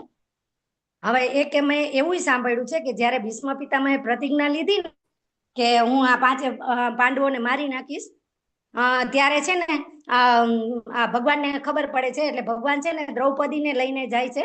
પેલા દુર્યોધનની પત્નીને કીધું હોય છે કે તેને મોકલજે મારી પાસે આશીર્વાદ લેવા માટે સવારમાં, પણ પછી ભગવાનને ખબર પડે છે એટલે ભગવાન દ્રૌપદીને લઈને જાય છે અને દ્રૌપદીના ચપ્પલ છે એનો અવાજ આવતો હોય છે એટલે ભગવાન હાથમાં લઈ લે છે અને ત્યાં એની પાસે ભીષ્મ પિતામહ પાસે લાજ કાઢીને જાય છે. પછી એને પગે લાગે છે એટલે ભીષ્મ પિતામહ આશીર્વાદ આપે છે કે આ સૌભાગ્યવતી ભવ. એટલે પછી ભગવાન પાછળ હોય પછી એને શંકા જાય છે કે આ દ્રૌપદી અત્યારે એકલા કેમ, ત્યારે એને ખબર પડે છે કે આને ભગવાન લાવનાર છે, ભગવાન કૃષ્ણ એમ. યસ માતાજી યસ. બહુ બધી કથા તો બધી મહાભારતની અંદર તો તમે જો આપણું મહાભારત પણ પ્રભુપાદનું આપણું ઇસ્કોન આવી ગયું છે, તમે બધા વાંચી શકો છો બરાબર. તો ભગવાન એ સમજાવે છે કે આવા જે યોગી હોય છે બરાબર, એ દરેક જગ્યાએ મારા દર્શન કરે છે. પંડિતા સમ દર્શિના, આપણે એ જ શ્લોક ભગવાન અહીંયા પાછા કહી રહ્યા છે. તો આજ સુધી આપણે ભગવાને એમના યોગીઓ છે એ યોગી કેવા હોય છે એનું આપણને સમજાવ્યું. અને હવે અહીંથી આ મન છે એ મનને કેવી રીતે આપણે પણ અભ્યાસ દ્વારા આપણે નિયંત્રિત, આપણે બધા કહીએ છીએ ને મનને નિયંત્રિત કેવી રીતે કરવું. કાલે માતાજીને એક પ્રશ્ન હતો કે મન કંટ્રોલમાં રહેતું નથી, બરાબર? તો આજે ભગવાન આપણને સમજાવે છે કે કઈ રીતે મન છે કંટ્રોલમાં થાય. તો આપણે આ કથા અર્જુનજીને દેતા હોય છે કે અર્જુન આજે કહી રહ્યા છે. અર્જુન શું કહે છે ભગવાનને? ભગવાન એમ કહે છે કે ભગવાન તમે કહો છો કે મનને નિયમિત કરવું, મનને નિયમિત કરવું, પણ મન તો કેવું છે? તો ભગવાન અર્જુન કહે છે કે ભગવાન આજે તમે મને બધી યોગ પદ્ધતિ કીધી પણ મને તો વ્યવહારુ લાગતી નથી, પ્રેક્ટિકલ નથી. તમે જે બધું કીધું યમ નિયમ આસન, બરાબર, કે એકાંતમાં જવું, પછી મનને બધી ઇન્દ્રિયોને કંટ્રોલમાં કરવી, ઇન્દ્રિય નિગ્રહ કરવો, અને બધી જ દુનિયા ઈચ્છાઓ ત્યાગ કરી દેવો, પછી કઈ રીતે આપણે આ બધું કરી શકાય? અર્જુન કહે છે કે આ મને બરાબર લાગતું નથી. શું કામ? તો કે મન ચંચળ અને અસ્થિર છે. મન ચંચળ અને અસ્થિર છે. તો અર્જુનજી જે કહી રહ્યા છે, તો આપણે લેવલ 1 માં સ્ટોરી કરતા હોઈએ છીએ કે અર્જુન કોણ છે? નરનારાયણ રૂપે ભગવાન સાથે આવ્યા હતા. સતયુગની અંદર નરનારાયણ રૂપે ભગવાન સાથે આવ્યા હતા. તો નરનારાયણ રૂપે ભગવાન સાથે શું કામ આવ્યા હતા? એ કથા કોઈને ખબર છે? દરેકે દરેક જન્મ ભગવાન લે છે એની પાછળ કોઈને કોઈ ઉદ્દેશ હોય છે. તો નરનારાયણ રૂપે ભગવાન આવ્યા, એમાં કયો ઉદ્દેશ હતો ભગવાનનો? ભગવાન અર્જુન અને ભગવાન બંને છે એ સંન્યાસ અને બ્રહ્મચારી બનીને આવ્યા હતા. બંને જણાએ આવી અને બ્રહ્મચર્યનું પાલન કર્યું હતું. તો શું કામ નરનારાયણ રૂપે આવ્યા હતા? મેં ગયા વખતે લેવલ 2 માં કીધું હતું, ધાર્મિક માતાજી યાદ હોય તો. ગયા વખતે લેવલ 2 માં આ જ કથા મેં તમને કીધી હતી. માતાજી યાદ નથી આવતું. બીજા કોઈને યાદ છે? નરનારાયણ રૂપે ભગવાન શું કામ અવતર્યા છે? બધા અવતારની ખબર છે, લગભગ આ અવતારની બહુ ઓછાને ખબર હોય છે. પેલું સહસ્ત્ર હાથવાળા રાક્ષસ મારવા માટે. હા, યસ, દંભોદભવ રાક્ષસ, બરાબર ને? એ રાક્ષસને મારવા માટે. કથા પછી આપણે ક્યારેક લેશું. તો નરનારાયણ રૂપે ભગવાન આવ્યા હતા, અર્જુન આવ્યા હતા. તો જે અર્જુન છે ભગવાનના સાથ સહકાર માટે પોતે સ્વયં ભગવાન સાથે આવતા હોય, એમના ભાઈ તરીકે આવતા હોય, એ અર્જુન કે જે 5 વર્ષના હતા અને એમનું નિશાન કાંઈ ચૂક્યું હતું, એ અર્જુન મત્સ્યવેદ, આપણને ખબર છે કેવી રીતે મત્સ્યવેદ, જેવી રીતે પાંચાળીનું લગ્ન કરવું હતું. તો એ આ અર્જુન જો એમ કહેતા હોય કે મન ચંચળ ને અસ્થિર છે, તો આપણા બધાનું શું કેવું છે? આપણે એવું કહી શકાય કે મન ચંચળ છે? અર્જુનજી કે છે તો આપણે કહી શકાય કે ન કહી શકાય? હા માતાજી. 100%. અર્જુન એમ કે છે મન ચંચળ તો છે પણ ઉચ્છળન, પાગલ, દુરાગ્રહી અને બળવાન. કોઈ એમ કહેતું હોય કે હું ચંચળ, મારા મનને તો હું મારા હાથમાં, હું તો મનનો મોરલો, હું તો મારું મન કે ને હું કહું મારું મન કરે. તો મન તો ચંચળ એટલે અસ્થિર તો છે, પણ પાગલ પણ છે. પાગલ છે પણ દુરાગ્રહી એટલે હઠીલું છે, અને બળવાન છે. 4 ક્વોલિટી અહીંયા અર્જુન છે એ ભગવાનને આપણા મન છે એની 4 ક્વોલિટી કે છે કે મન આટલું બધું એનામાં આવી ક્વોલિટી છે, એટલે એને વશમાં રાખવું અઘરું છે. કહેતા હોય ને તો વાયુને વશમાં રાખી લો. તો અર્જુન પાસે તો વાયુને વશમાં રાખવાના શસ્ત્ર હતા, આપણને ખબર છે, બરાબર ને? કે અગ્નિ અસ્ત્ર, વરુણાસ્ત્ર, આ બધા હતા એમની પાસે. જ્યારે મંત્રથી મંત્ર કરે એટલે એમાંથી વરસાદ આવે, મંત્ર કરે એટલે પવન આવે, મંત્ર કરે એટલે અગ્નિ આવે, હતું તો ને? તો અર્જુન કે છે કે એ બધું મારા બાણની અંદર હું નિયંત્રિત કરી શકું છું, પણ મનને ન કરી શકું. તો આચાર્ય તો કહેતા હોય છે, અમુક લીલા પ્રભુજી બહુ એમના લેક્ચરમાં કે મન કેવું છે ખબર છે? તો કે કેવો વાંદરો, કેવું માકડું, એમ કે માકડા જેવું તો ખરું, આપણે કહીએ છીએ માકડા જેવું, પણ કેવું માકડું? તો કે દારૂ પીધો હોય ને એવું. પછી દારૂ પીધો હોય, દારૂ પીતા પીતા પછી જેમ તેમ કુદાકુદ કરે ને, તો કુદાકુદ કરતા કરતા વીછી કેડી જાય, બરાબર? વીછી કેડી જાય તો કેટલું થાય? પછી એમ કરતા કરતા એના પૂંછડામાં આગ લાગી જાય તો શું થાય? આટલું બધું મન છે એ ખરાબ છે, એટલું બધું ખરાબ છે. તો એને તો કેવી રીતે આપણે કંટ્રોલમાં કરી શકાય? અર્જુન ના પાડે છે ભગવાનને. તો હવે ભગવાન શું કરે છે? જ્યારે કોઈ શિક્ષા ગુરુ શિક્ષા આપતા હોય અથવા તો કઈ ઉપદેશ આપતા હોય અને તમને કોઈ પ્રશ્ન થાય, બરાબર, કે ના માતાજી તમે તો કહો છો પણ આ તો ન થાય, તો પછી ભગવાન શું કરે છે? ભગવાન કઈ એની સાથે વિરોધ નથી કરતા. ભગવાન અર્જુન એમ કે છે ને કે ભગવાન તમે બધી વાત તો કરી કે મનને સંયમિત કર ને આમ કર ને તેમ કર, પણ મારથી આ ન થાય. અર્જુન ચોખ્ખી ના પાડે છે. તો ભગવાન શું કરે છે? ભગવાન શ્રેષ્ઠ શિક્ષક કેમ છે આપણે બીજા અધ્યાયમાં લેતા હોય છે, પણ અહીંયા પણ આવે છે કે અર્જુનજી જયારે ભગવાનને ના પાડી દે છે, ડાયરેક્ટલી તો ઇનડાયરેક્ટલી, બરાબર ને, ઇનડાયરેક્ટલી ભગવાનને કહે છે કે અષ્ટાંગ યોગ તો ન કરાય, ભગવાન ઇનડાયરેક્ટલી ના પાડે છે. તો ભગવાન શું કે છે? શ્રી ભગવાન ઉવાચ અસંશયમ મહાબાહો મનો દુર્નિગ્રહમ ચલમ. ભગવાન કહે છે અસંશય, નિસંદેહ, સાચી વાત છે, નિસંદેહ, એમ કે ભગવાન બરાબર છે. હે મહાબાહો, પાછું ભગવાન આમ પીઠ થાબડે છે, અર્જુન મહાબાહો, હે કુંતી પુત્ર, સાચી વાત છે, નિસંદેહ ચંચળ છે એ દુર્નિગ્રહમ ચલમ, સાચી વાત છે કે આ જે મન છે એ ખરેખર એને કાબુમાં કરવું અઘરું છે. પણ ભગવાન એમ અર્જુનની વાતને હાય પાડે છે અને સાથે સાથે પોતાની વાત પણ કરે છે કે જે હું કહું છું એ ખોટું નથી. ભગવાન શું કે છે કે અભ્યાસ એન તું કોંતેય, આપણે આ શબ્દ અભ્યાસ એન તું કોંતેય યાદ રાખવાનું છે. પછી વૈરાગીના છે ગુરુ તે ચિંતા નહીં કરવાની. ભગવાન કહે છે કે અથાયોગ્ય અભ્યાસ દ્વારા અને વૈરાગ્ય દ્વારા તું વસવા કરી શકશે. તો અહીંયા આપણે ગઈકાલે માતાજીને મેં સમજાવ્યું હતું, એમને મને કીધું હતું, આજનો પ્રશ્ન એમને કાલે કીધું હતો કે માતાજી મન તો કંટ્રોલમાં રહેતું નથી. તો મેં એમને કીધું હતું ને કે આપણે અભ્યાસ કરવાનો છે. કયો અભ્યાસ કરવાનો છે મેં કીધું હતું કાલે? ભક્તિ યોગનો અભ્યાસ, સાધના ભક્તિનો અભ્યાસ. આપણને જે આપણા ગુરુ મહારાજ આપણને જે પણ કહે છે એનો અભ્યાસ, અને એનો અભ્યાસ કરતા કરતા વિરક્તિ આવી જશે, વૈરાગ્ય આવી જશે. એ આપણે નહીં કરવું પડે, કારણ કે જ્ઞાન છે એ આપણને ખબર છે કે જ્ઞાન યોગ દ્વારા મળે, વૈરાગ્ય અષ્ટાંગ યોગ દ્વારા મળે. પણ જ્ઞાન અને વૈરાગ્ય તો કોના પુત્રો છે? ભક્તિના પુત્રો છે. યસ. તો ઓટોમેટિક ભક્તિ કરવાથી આપણને આ વસ્તુ ઓટોમેટિક પ્રાપ્ત થશે. એટલે આપણે પહેલેથી જ કહેતા હોય છે કે જે પણ વસ્તુ આપણને અહીંયા કરવાની કે છે એ વસ્તુ કરવા માટે આપણે પ્રયત્ન નથી કરવા પડતા, આપણને ઓટોમેટિક પ્રાપ્ત થઈ જશે. અને એ રીતે ભગવાન કહે છે તું ચિંતા ના કરીશ, પણ તું અભ્યાસ કર. તો આ અભ્યાસ કરવાનું ભગવાન આપણને કહે છે, કારણ કે આપણે આજે મંગળા આરતી કરી, કાલે ન કરી, બરાબર, આજે ક્લાસ કર્યો, કાલે ન કર્યો, બરાબર. તો ભગવાન એમ કે છે કે અભ્યાસ એટલે શું? તમે 9મા અધ્યાયમાં આવશે, વધારે ડિટેલમાં આવશે કે અભ્યાસ કરવો એટલે કે ડેઈલી ડેઈલી ડેઈલી, રોજ રોજ રોજ કરવાનું. એવું નહીં એક દી કરવાનું, 2 દી નહીં કરવાનું. હા, લેવલ 2 છે, અમે તમને કહેતા હોય છે કે તમે અઠવાડિયામાં 1 દિવસ પણ મંગળા આરતીમાં આવો, તો પણ તમે ધીમે ધીમે 2 દિવસ આવશો. અને 3 વસ્તુ એ પ્રેક્ટિકલ કરવાના જ છે. કઈ કઈ વસ્તુ કરવાની છે? 3 વસ્તુ લેવલ 2 માં કમ્પલસરી કરવાની છે. કઈ કઈ વસ્તુ કરવાની છે લેવલ 2 માં આપણે બધાએ? ચાર માળા માતાજી, સાધના ચાર 4 માળા, સાધના ચાર 4 માળા, અત્યારે હા, 1 માળા કરશો તો પણ ચાલશે. સાધના 4, 1 માળા, અને ત્રીજું શું કરવાનું છે? યસ, બીજું માતાજી બોલવા દો. બીજું માતાજી શું કરવાનું ત્રીજું આપણે? ત્રીજું પ્રેક્ટિકલ કયું કરવાનું છે આપણે? ભોગ લગાવવાનો. હા, ભગવાનને ભોગ ધરાવવાનો છે, સાધના ચાર્ટ ભરવાનો છે, અને 1 માળા કરવાની છે. બરાબર. હા, એ જે સાધના ચાર્ટ છે ને એ તમે ભરશો એટલે એક માતાજી પરમ દિવસે કહેતા હતા કે માતાજી રોજ સાધના ચાર્ટ ભરું છું તો રોજ નો નો નો નથી કરી કરતા મને એમ થયું કે આજે મંગળા આરતી કરું, કારણ કે મારે સાધના ચાર્ટમાં યસ લખાય ને. તો એટલે અમે તમને સાધના ચાર્ટ ભરવાનું કહીએ છીએ. અમે નથી કહેતા મંગળા આરતી કરો, 16 માળા કરો, અમે નથી કહેતા. અમે શું કહીએ છીએ? સાધના ચાર્ટ ભરો.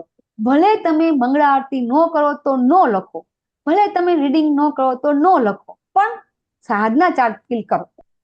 કારણ કે એ કરતા કરતા તમારી આંગળી લખવામાં કદાચ એમ થશે કે આજે હું 10 મિનિટ રીડિંગ કરી લઉં, આજે હું 15 મિનિટ રીડિંગ કરી લઉં, બરાબર. એક દિવસ તમને થશે કે 5 મિનિટ રીડિંગ તો કરી લઉં, કારણ કે સાધના ચાર્ટમાં આપણે ભરવાનું છે. તો આપણે આપણો અભ્યાસ એટલે આ અભ્યાસ, અને આ અભ્યાસ આપણે રોજ કરવાનો છે.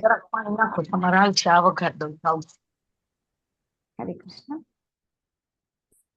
તો ભગવાન કે છે કે જે મનુષ્યનું મન છે જો એ અસંયમિત હોય, બરાબર, જો આપણે આ સાધના ભક્તિ નહીં કરીએ તો ગમે એટલા ઉપાય કરશું ને તો સફળતા પ્રાપ્ત નહીં થાય. આપણા માટે આપણને કનેક્શન એ જ થાય છે કે આપણે જે કરવાનું છે તો તમારો આ 3 પ્રેક્ટિકલ, અત્યારે તમારા લેવલ 2 માં તમારે આ 3 પ્રેક્ટિકલ જો નહીં કરીએ તો તમે લેવલ 1 લેવલ 2 10 વાર કરશો તો પણ આપણને ભગવાન શું કહેવા માંગે છે એ સમજણ નહીં પડે. આપણા હૃદયમાં જે ઉતરવાનું છે એ આપણને ઉતરવામાં આપણને જેને કહેવાય કે તકલીફ પડશે. પણ જો આ પ્રેક્ટિકલ કરીશું તો ધીરે ધીરે લેવલ 2 માંથી 3, 4, 5, 6 સુધી તમે બધા પણ પહોંચી શકીશું. પણ એ સફળતા ક્યારે મળશે? ભગવાન કહે છે કે આ મારો મત છે, મારો અભિપ્રાય છે. ભગવાન આપણને આપણે જે પણ કાર્યમાં સફળતા પ્રાપ્ત કરવી છે, આપણે કરવાનું છે ભક્તિ યોગ. હું તમને ભક્તિ યોગ શું કામ કહું છું? ઘણા કહે છે કે આમાં તો ક્યાંય ભક્તિ યોગ લખ્યું નથી, પણ છેલ્લા શ્લોકમાં તમે જોશો કે આપણને ભગવાન પોતે કહે છે કે શા માટે આની અંદર અમે ભક્તિ કહીએ છીએ. તો હવે તમને અષ્ટાંગ યોગનું કીધું, સાધના ભક્તિ કીધી, બરાબર? તમને અમે એમ કીધું કે ના, તમે અન્ય ભક્તિ ન કરો તો કઈ વાંધો નહીં, તમે સાધના ભક્તિ કરો, તમે 16 માળા કરો, નહીં તો 1 માળા કરો, તમે 4 નિયમોનું પાલન કરો, ભગવાનને ભોગ ધરાવો અને સાધના દાળ ભરો. પછી તમે આટલું કરો અને પછી પણ તમે આટલું આજે ચાલુ કર્યું અને પછી કદાચ કાલે છૂટી ગયું તો શું થશે? તો અર્જુનજીને પણ આ પ્રશ્ન થાય છે કે એવું જરૂરી નથી. આપણને જો આ અત્યારે પણ આ ભૌતિક જગતમાં તમને કદાચ ખબર હોય કે એક એવો સર્વે થયો છે કે જો વર્ષની શરૂઆતમાં કોઈ 1 લાખ લોકો બિઝનેસ ચાલુ કરે, 1 લાખ લોકો કોઈ પણ બિઝનેસ ચાલુ કરે તો એની અંદરથી શું 1 લાખ લોકો એ બિઝનેસ વર્ષ પછી ચાલુ રાખશે? એક નવો બિઝનેસ 1 લાખ લોકો ચાલુ કરે છે તો એમાંથી કેટલા લોકો 1 વર્ષ પછી કેટલા લોકો હોય છે? એનો એક સર્વે થયો હતો પ્રભુજી, યાદ છે? 10%. હા, 10%. માતાજી આરઓસી ની વાત ચાલતી હતી. રજિસ્ટર ઓફ કંપનીઝમાં જે પ્રાઇવેટ લિમિટેડ બુક થાય છે ને, એનો એક આ દાખલો થઈ છે. યસ, એ એક સર્વે હતો, મેં લખેલો છે મને યાદ. યસ વિજય પ્રભુજી, તમને ખબર છે કે બિઝનેસ ચાલુ કરે છે એમાં કેટલા લોકો એની અંદર કન્ટિન્યુટી રાખી શકે? સફળતાની વાત નથી કરી, સફળતાની વસ્તુ નથી, પણ ચાલુ કર્યા પછી એમ જ નોર્મલ એવું છે 80-20 નો રૂલ હોય છે મેડમ. 80-20 કોઈ બી જગ્યાએ 80-20 નો રૂલ હોય છે. હા, એટલે આવી બધી જગ્યાએ 80-20 ઓટોમેટિક થઈ જતું હોય છે. હા, એવું નથી હોતું કે 1000 બિઝનેસ ચાલુ કર્યા તો 1000 છે 1 વર્ષ પછી ચાલુ રહેશે. ખાલી ચાલુ રાખવાની વાત છે, સફળતાની વાત નથી કરતા આપણે. કે કોઈ બિઝનેસ ચાલુ કરે છે બધા, તો એ બિઝનેસ ચાલુ કરે છે તો બધા એ બિઝનેસ ચાલુ રાખી શકતા નથી. સફળતા તો 3 વર્ષ પછી મળે, 1000 દિવસ એવું કહેવામાં આવે છે કે બિઝનેસ ની અંદર 1000 ડે પછી કંઈક આપણને પ્રાપ્ત થાય, ત્યાં સુધી ઇન્વેસ્ટ કરવું પડે. તો 3 વર્ષ સુધી તો કોઈ પોતા તો કેટલા ટકા થઈ જાય છે એ બધું લખેલું છે. તો ગમે ત્યારે એવું નથી હોતું આજે આપણે ભક્તિ ચાલુ કરી તો ભક્તિ કન્ટિન્યુ રહેશે, નક્કી નથી. અહીંયા ઘણા બધા અમારા સિનિયર ભક્તો બેઠા છે તો એ લોકોને ખબર છે કે કેટલા લોકો આ છેલ્લા 5-6 વર્ષમાં આવીને ગયા. લલિત પ્રભુજી, પરેશ પ્રભુજી, બધાને ખબર હશે કે બધાને ખબર છે કે હા, ભક્તિ કરવી સહેલી છે, બરાબર? ભક્તિ છોડવી એનાથી પણ સહેલી છે, પણ અઘરું શું છે? એમાં ટકી રહેવું, એને ટકાવી રાખવું. યસ. તો તમારા અનુભવ હોય તો લલિત પ્રભુજી, પરેશ પ્રભુજી, તમે બોલી શકો છો કે આપણે આ શ્લોકને કનેક્શન થઈ શકે આપણું કે નિષ્ફળ યોગીની ગતિ શું થાય છે એ આપણે અહીંયા સમજવાનું છે. તો તમે તમારા અનુભવ કહી શકો છો પ્રભુજી. તમે પહેલા ચાલુ કર્યું ત્યારે કોઈ ભક્તોને તમે જોયા હોય, અત્યારે ભક્તો નથી. ઘણા બધા ભક્તો એવા છે પ્રભુજી, તમને ખબર હશે કે ઘણા ઉચ્ચ લેવલ સુધી આવીને પણ પછી ભક્તિ પછી કોઈ ને કોઈ કારણસર, ભૌતિક કારણ હોય કે કોઈ બી કારણ હોય, એના કારણે છૂટી જાય છે. કોઈ અંગત કારણ હોય અને ભગવાનની ભક્તિ નથી કરી શકતા, તો શું થશે એનો આપણે પ્રશ્ન કરવાનો છે. તો શશી માતાજીને ખબર હોય, લલિત પ્રભુજી આઈ થિંક 12 લાગે છે. યાદ નથી. ઓકે. ખરા. હા, યસ પ્રભુજી, કે ઘણા બધા છે, બરાબર, કે ભક્તિ ચાલુ કર્યા પછી કન્ટિન્યુટી રાખી શકતા નથી, કોઈ ને કોઈ કારણસર છૂટી જાય છે. તો શું થાય? તો અર્જુનજી એકદમ આપણા બધાનો પ્રશ્ન કરી રહ્યા છે. આજે તમે બધા ભક્તિ કરવાનું ચાલુ કરી છે તો એવું જરૂરી નથી કે તમારી ચાલુ રહે, બરાબર? તો ક્યાંક છૂટી જાય તો શું થશે? તો તમને ખબર હોવી જોઈએ ને. યસ સાવી માતાજી. એટલે માતાજી એ છૂટી જાય પણ છે ને આપણે કોઈ સિનિયર ને વાત કરીએ તો એ પાછળમાં આવી શકે છે. અને એને પણ સાદું જ માનવો જોઈએ, એને પણ સાદું જ ગણવું જોઈએ, કારણ કે એ કહેવાય ને તો અજાણતા અકસ્માત મતલબ કહેવાય ને અકસ્માત રીતે એ મતલબ આમાં કહેવાય ને પતન પામે છે એટલા માટે. યસ. તો અર્જુનજીનો આ પ્રશ્ન છે કે જે આવા ભક્ત છે કે જે થોડી ભક્તિની શરૂઆત કરે છે, આત્મ સાક્ષાત્કારની પ્રક્રિયાને ગ્રહણ પણ કરે છે અને ખબર પણ પડી જાય છે કે હા આપણે શરીર નથી, આત્મા છીએ, આત્મા પરમાત્માનો દાસ છે, આ બધી ખબર પડી જાય છે. પરંતુ ભૌતિકતાના કારણે તેમાંથી વિચલિત થઈ જાય છે, પોતે ભક્તિ છે એ મૂકી દે છે. તો શું થાય એ લોકોનું? અર્જુનજી પૂછી રહ્યા છે. એ લોકોને એવું થાય કે દાખલા તરીકે આજે ધારે માતાજી છે, બરાબર, પછી કાલ ક્યાંક લગ્ન થાય ને, લગ્ન થાય પછી શું થાય? તો કે સાસરી વાળા કે તારે આ ભક્તિ નથી કરવાની, તો એ 16 માળા ત્યાં બંધ થઈ જાય, બરાબર, કે પછી મંગળા આરતી ના કરી શકે. પછી ધીમે ધીમે એક વસ્તુ એવી છે કે તમે એક દિવસ ન કરો, વીક ન કરો, પછી એ ટેવ પડી જાય અને પછી નહીં કરવાનો કઈ અફસોસ પણ ન થાય. તો શું થાય? ચલો આટલો દિવસ 6 મહિના સુધી તમે બધું ઓનિયન ગાર્લિક નો ખાધું, 6 મહિના સુધી મૂવી ન જોયા, 6 મહિના સુધી ક્યાંય ફરવા ન ગયા, ફ્રેન્ડ સાથે ન ગયા, બરાબર, અને પછી તો કે આ ભક્તિ ન થઈ ને પેલું ન થયું, બાવાના 2 પકડ્યા. થાય ને, આપણે ભક્તિ ન કરી શક્યા કે પછી આપણે મોજ કે ન કરી શક્યા. તો આનું શું થયું? અર્જુનજી એમ પૂછે છે ભગવાનને.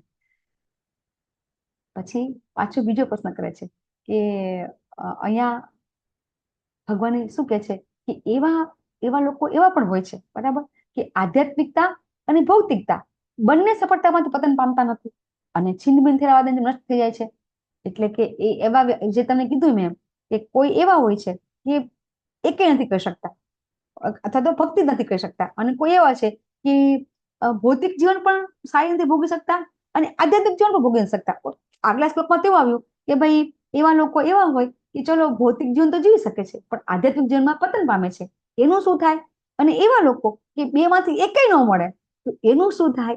બરાબર, 52 2 પકડ્યા. અહીં અર્જુનજી 2 પ્રશ્ન કરે છે કે એવા લોકો છે કે ચલો ભક્તિ કરતા કરતા ભૌતિક દુનિયામાં જતા રહ્યા, તો એ ભોગવવા માંડ્યા. પણ ઘણા તો એવા હોય છે કે ભક્તિ કરવા માંડ્યા, બરાબર, પછી ભક્તિ ન થઈ અને પછી આ બાજુ જે એનું ભૌતિક સંસાર છે એ છૂટી જાય છે.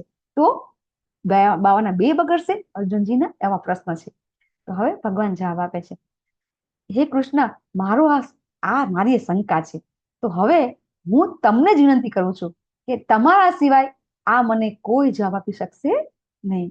અર્જુનજીને એટલે આપણને વારંવાર સમજાવવામાં આવે છે કે આપણે પ્રશ્ન કરવા હોય, આપણને કઈ તકલીફ હોય, તો એ તકલીફના નિવારણ માટે કોની પાસે જવું જોઈએ? જો આપણને કઈ પ્રોબ્લેમ આવે, જો આપણને કઈ મુશ્કેલી આવે અને આપણે અયોગ્ય વ્યક્તિની સલાહ લઈએ તો પણ પતન થઈ જાય. અને આની પછી તમને યાદ કરાવજો, પછી આની આખી એક આપણી કથા અત્યારે રિયલ લાઈવ છે, એ તમને હું કથા પછી ધારી માતા યાદ કરાવજો કે શું થાય આપણે આપણા પ્રશ્ન છે યોગ્ય વ્યક્તિની પાસે ન કરી હું કાયમ કીધું છે કે આપણા કોઈ કાઉન્સલર હોવા જોઈએ. જો આપણે ભક્તિમાં પ્રગતિ કરવી હોય ને તો એક વ્યક્તિ કાઉન્સલર જોઈએ આપણે. તો જો તમારી પાસે યોગ્ય કાઉન્સલર ન હોય અથવા તમે યોગ્ય વ્યક્તિને પ્રશ્ન ન કરો તો પતન થઈ જાય છે. તો એટલે અર્જુનજીનો તો બહુ નસીબદાર છે, એમની પાસે તો ભગવાન જ છે. એટલે કે છે ભગવાનને જ પૂછી લઉં ને, એટલે ભગવાન કે તમને જ હું પૂછી લઉં છું, તમે મારું આ શંકા છે દૂર કરો. ત્યારે ભગવાન કે છે, હે અર્જુન, જે લોકો ભક્તિ કરે છે, આવા કલ્યાણકારી કાર્ય કરે છે, એનો આ લોકમાં કે પરલોકમાં વિનાશ થતો નથી. જે કોઈનું ભલું કરે છે ને એની કોઈ દી અધોગતિ થતી નથી. ભગવાન સમજાવે છે કે જ્યારે કોઈ ભક્ત છે ભક્તિ કરે છે તો એનું ક્યારે પતન થતું નથી. ભગવાન અહીંયા બહુ સરસ રીતે કહે છે કે પાર્થ નૈવહ ન મૂત્રમ વિનાશસ્તત્ય વિદ્યતે. ક્યારેય વિનાશ થતો નથી. અહીંયા કે છે ભગવાન ક્યારેય નહીં. કોઈ પણ વ્યક્તિ છે એકવાર ભગવાનનું એકવાર પણ નામ લીધું છે ને, હું તો કાયમ કહું છું કે આપણે ભગવાનનું એકવાર નામ લીધું છે ને, આપણે ભગવાનને ભૂલી જશું, ભગવાન આપણને ક્યારેય નહીં ભૂલે, ક્યારેય નહીં ભૂલે, ક્યારેય નહીં. એક જ વખત નામ લીધું છે ને તો ભગવાન નહીં ભૂલે આપણને. આજે તમે ભક્તિ છોડી દેશો, કદાચ કોઈ કારણ હશે, પણ ક્યાંક ને ક્યાંક કોઈ ને કોઈ વ્યક્તિ તમને મળી જશે અને તમે પાછા ભક્તિ કરવા માંગશો. ચિંતા કરવાની ભગવાન કે છે, હું નથી કહેતી. અહીંયા ભગવાન કે છે પ્રાપ્ય પુણ્ય કૃતામ લોકાન ઉષિત્વા શાશ્વતી સમાહ શુચિનામ શ્રીમતા ગેહે યોગ ભ્રષ્ટ અભિજાયતે. એટલે કે જે લોકો ભક્તિમાં અસફળ છે એ લોકોનું શું થાય? તો થોડી ભક્તિ કરી હોય અને પછી ભૌતિકતામાં અથવા તો ભૌતિક વિષયમાં ઇન્દ્રિય સુખના ભોગમાં જતા રહે, તો એ લોકોને ભોગ ભોગવવા છે જતા રહ્યા ને. ભક્તિ કરી, ભક્તિ કરતા કરતા ક્યાં જતા રહ્યા? તો કે ભૌતિક જગતમાં ભોગ ભોગવવા જતા રહ્યા અને પછી મૃત્યુ પામ્યા. તો એમને થોડી ભક્તિ કરી છે ને એટલા માટે એમની ઈચ્છા શું છે? ભોગ ભોગવવાની. તો એમને પુણ્ય આત્મા લોકો એટલે કે સ્વર્ગ લોકમાં એમને ત્યાં એમને પોતાના સુખ ભોગવવા મળશે. જેના કારણે એમની ઈચ્છા હતી, ભક્તિ કરતા કરતા ઈચ્છા શું હતી? સુખ ભોગવવાની. તો શું થશે? એમને સ્વર્ગ લોકનું સુખ મળશે. પછી મૃત્યુ પામ્યા પછી શ્રીમંત લોકના ઘરમાં ખૂબ, જેને કહેવાય કે ગર્ભ શ્રીમંત. શ્રીમંત પણ કેવા? ગર્ભ શ્રીમંત અને શ્રીમંતમાં ફેર છે. ગર્ભ શ્રીમંત એટલે કે જે કોઈ વ્યક્તિ છે એના કુળમાં, પરંપરામાં કોઈ વ્યક્તિ ગરીબ જ ન હોય, એને કહેવાય ગર્ભ શ્રીમંત. શ્રીમંત એટલે હમણાં શ્રીમંત થયા હોય, ગરીબીમાંથી અત્યારે થયા હોય, એને શ્રીમંત કહેવાય. પણ ગર્ભ શ્રીમંત એટલે કે કોઈ દિવસ એના કુટુંબમાં, પરંપરામાં એ શ્રીમંત જ રહ્યા હોય અને સારા આચાર વિચાર વાળા હોય, એવા કુટુંબમાં જન્મ થાય છે. તો સારું કહેવાય ને. થોડીક ભક્તિ કરી હોય ને તો 1-2%, 10% ભક્તિ કરી હોય તો ભગવાન કહે છે એને પેલા ઉચ્ચ લોકમાં એને સુખ ભોગવવા મળે છે અને પછી આવા શ્રીમંત ઘરમાં જન્મ મળે છે. તો આ ખરાબ છે? સારું છે ને. 1-2% ભક્તિ કરી હશે ને તો તમારો નેક્સ્ટ જન્મ તમારો આવો થશે. તો આ પણ શ્રેષ્ઠ છે ને. અને પછી જે વ્યક્તિએ પોતાની જે ભક્તિ છે એ લાંબા ટાઈમ સુધી કરી છે, ઘણા લોકો છે, બરાબર. અહીંયા એક્ઝામ્પલ આપ્યું છે પ્રભુપાદનું, કે પ્રભુપાદનો જન્મ થયો હતો, શરૂઆતથી જ ભક્તના કુટુંબમાં જન્મ થયો અને પછી તરત જ એ ક્યાં આવી ગયા? ભગવાનની ભક્તિમાં. તો જે લોકોએ પૂર્વ જન્મમાં ખૂબ ભક્તિ કરી હોય એનો જન્મ જ કોના ઘરમાં થાય? ભક્તના ઘરમાં થાય. અહીંયા આપણા ગઈકાલે માતાજી હતા. કયા માતાજી હતા? એમનો સન હતો અयांશ. તો અयांશ છે, બરાબર. એનો ભક્ત મારો બાબો. યસ, દક્ષા માતાજી, બરાબર. તો એનો જન્મ છે એ ભક્તના ઘરમાં થયો છે. આપણા ઉર્મિલા માતાજી છે, પછી અહીંયા હરિપ્રિયા માતાજી છે, ઘણા બધા માતાજી એવા છે કે એ લોકોના ઘરમાં ભક્તિનું વાતાવરણ છે. તો બાળકોનો ત્યાં જન્મ થયો છે તો એ ગયા જન્મમાં એમને બહુ ભક્તિ કરેલી છે. તો એમનો જન્મ જ ક્યાં થાય છે? તો કે ભક્તના ઘરમાં થાય છે, જેથી કરીને એને ભક્તિ શરૂઆતથી જ મળી જાય. અને ઘણા ભક્તો તો એવા છે કે એનો જન્મ થાય ને તો જન્મતા વેત એના મોઢામાં ભગવાનનું ચરણામૃત મળે. આવા ભક્તોનો પણ ભક્તના ઘરમાં જન્મ થાય છે. તો આવા જે ભક્ત છે કે જેની ખૂબ લાંબા સમય સુધી એની ભક્તિ કરી છે અને પછી એ મૃત્યુ પામી જાય છે અને ભક્તિ છૂટી જાય છે, તો એનો નવા જન્મમાં એનો આવો જન્મ થાય છે અને પછી એને બીજો જન્મ લેવો પડતો નથી. અને આવો જન્મ પામવો અત્યંત દુષ્કર છે. ભગવાન શું કહે છે? બહુ દુર્લભ છે. જ્યારે આવો જન્મ મળે છે એ, જો આપણે થોડી ભક્તિ કરી હશે તો પણ ચિંતા નથી, અને આપણે અંતકાળે છે મામેઓ સુધી ભક્તિ કરી હશે તો કોઈ ટેન્શન નથી. પણ કદાચ અંતકાલે ભગવાનની ભક્તિ છૂટી જાય, કઈ પણ કારણસર ભગવાનનું નામ ન યાદ આવે, અંતકાલે છે મામેવ સ્મરણ ન થાય તો કોઈ ચિંતા નહીં. પછીનો જે જન્મ થશે એ ભગવાનના જેને કહેવાય ભક્તોના ઘરમાં જ જન્મ થશે. તો હવે મારો એક પ્રશ્ન છે, તમે જવાબ મને છેલ્લે આપજો, કે અત્યારે આપણને એમ થાય છે કે અત્યારે કળિયુગ છે, તો અમુક વર્ષ પછી આપણા જન્મ, હવે એવું જરૂર નથી કે આપણો જન્મ તરત જ થાય, કદાચ આપણો ઘણા વર્ષ પછી જન્મ થાય અને આપણે ભક્તિ કરવાની, આપણે એમ કહીએ કે આપણો શરૂઆતથી જ ભક્તના ઘરમાં જન્મ થાય. પણ હવે એ સમય એવો હોય, અત્યારે સમય કેવો છે, બરાબર ને, કળિયુગ છે, તો પછી 100 વર્ષ પછી તો સમય ખરાબ હશે, ત્યારે તો ભક્તિ કરી નહીં શકાય. તો પછી આપણો જન્મ કેવી રીતે ભક્તના ઘરમાં થશે? એ મારો પ્રશ્ન છે. તમે પછી જવાબ ગોતી રાખજો, છેલ્લે કહેજો. હે કુળનંદન, આવો જન્મ પામીને તે પોતાના પૂર્વ દેહની દેવી ચેતના પુનઃ પ્રાપ્ત કરે છે અને પછી સફળતા પ્રાપ્ત કરવા માટે બધા ઉન્નતિ પામવા પ્રયત્ન કરે છે. તો આ તો બહુ સહેલું છે અને આપણે ભરતદાની સ્ટોરી આપણે જોતા હોય છે, કથા, કે કઈ રીતે એમનો જન્મ થાય છે અને પછી એ મુક્તિ પામે છે. તો પૂર્વજન્મની દેવી ચેતનાથી આ અનાયાસે ઓટોમેટિક થાય છે, બરાબર. એ વ્યક્તિ છે, ઘણા ભક્ત, ઘણા બાળકો એવા પણ હોય છે, તમે જોજો, કે એના માતા પિતા ન કરતા હોય ભક્તિ, પણ બાળક કરે છે અને બાળકો પછી માતા પિતાને ભક્તિ કરાવે છે. આવું પણ તમે જોયું હશે. બધું જ શક્ય છે, કોઈ વસ્તુ અશક્ય નથી. પણ આ બધા જે ભક્તો છે, એ ભક્તો છે ને એ લોકો આ જે કર્મકાંડી સિદ્ધાંતો હોય ને એને ફોલો કરતા નથી અને હંમેશા એ લોકો છે ઓટોમેટિક એનામાં દેવી ચેતના આવી જતી હોય છે. તો હવે આ યોગી છે એ કેવા હોય છે? તો કે અનેક સાધના કર્યા પછી સિદ્ધિ પામી અને પરમ ગતિ પ્રાપ્ત કરે છે. એટલે કે દાખલા તરીકે આપણને આ જન્મમાં ભક્તિ પૂરી ન થઈ, બરાબર, તો આગલા જન્મમાં પણ આપણે ભક્તિ કરી શકીશું અને પછી આપણે સાધના કરી અને પછી જે લોકો છે એ પરમ સિદ્ધિ પ્રાપ્ત કરવાનો પ્રયત્ન કરે છે ને સિદ્ધિ પ્રાપ્ત થાય જ છે. એટલે પ્રભુપાદ આપણે તો ચિંતા કરવાની જરૂર નથી. આપણે પ્રભુપાદ કે છે ને કે તમે હું કહું એટલું કરશો તો તમને હું ભગવત ધામ લઈ જવાની ગેરંટી મારી. કદાચ તમે ભગવત ધામ જવા તમે આવો, મૃત્યુ થાય અને ભગવાન તમને અથવા તો જય વિજય દ્વારમાં તમને અટકાવશે તો હું તમને પાછલા બાણેથી લઈ જઈશ. પ્રભુપાદ શું કે છે? હું તમને ગોલોક ધામમાં પાછલા દરવાજેથી લઈ જઈશ. જય વિજય ઉભા હશે ને કે તો પાછળથી તમને લઈ જઈશ. ભગવાન પ્રભુપાદ એમ કે છે. આવું કોઈ વ્યક્તિ ક્યારે કે? તમે મને ખાલી એક વસ્તુ કહો કે કોઈ વ્યક્તિ ક્યારે તમને એમ કે હું તમને આ ઘરમાં તમે આવશો તો હું તમને પાછલા બાણેથી લઈ જઈશ? આવું કોઈ ક્યારે કે? જયારે એને ઘર જોયું હોય. તો એનો અર્થ એમ કે પ્રભુપાદે ગોલોક ધામના દ્વાર જોયા છે. એટલે પ્રભુપાદ એમ કે છે કે જો તમે ખાલી 4 નિયમોનું પાલન કરો અને 16 માળા કરશો અને તમે કન્ટિન્યુ, પછી એવું નહીં કે એક દી નહીં 4 દી કરવાનું તો પછી તમે જયારે મૃત્યુ પામશો ને તો હું તમને ગોલોક ધામમાં હું લઈ જઈશ, એવું કહેવાય છે. તો એટલે પ્રભુપાદે ગોલોક ધામ જોયું છે. એટલે ત્યાં બેઠા બેઠા કહેતા હતા પ્રભુપાદ. અને મેં તમને પેલા જે ભગવાનના બધા ચિત્રો જે દોર્યા છે, બધા પિક્ચર, એ કેવી રીતે પ્રભુપાદ બોલ્યા છે અને બધા ભક્તોએ દોર્યા છે. તો પ્રભુપાદ જેમ જેમ બોલ્યા એમ ભક્તોએ દોર્યા છે. તો એનો અર્થ શું થયો કે પ્રભુપાદ બોલ્યા તો પ્રભુપાદ કે ભગવાન આવા છે, ભગવાને આ પહેર્યું છે, ભગવાને આ પહેર્યું છે, તો એ પ્રમાણે બધા ડ્રોઈંગ કરતા હતા. તો પ્રભુપાદ આંખો બંધ કરીને બોલતા હતા તો પ્રભુપાદ જોતા હતા, હા ભગવાન અહીંયા આ પહેર્યું છે, ભગવાન અહીં પહેર્યું છે. કારણ કે એને નિત્ય લીલા પ્રવિષ્ટ કહેવાય, એ ભગવાન દેખાય એમને. હવે આપણે આ 2 શ્લોકમાં જોવાનું છે કે આપણે શા માટે કહીએ છીએ કે અષ્ટાંગ યોગ છે એ સર્વશ્રેષ્ઠ નથી. સર્વશ્રેષ્ઠ ભક્તિ યોગ કેમ? આપણે દરેક જગ્યાએ પ્રભુપાદ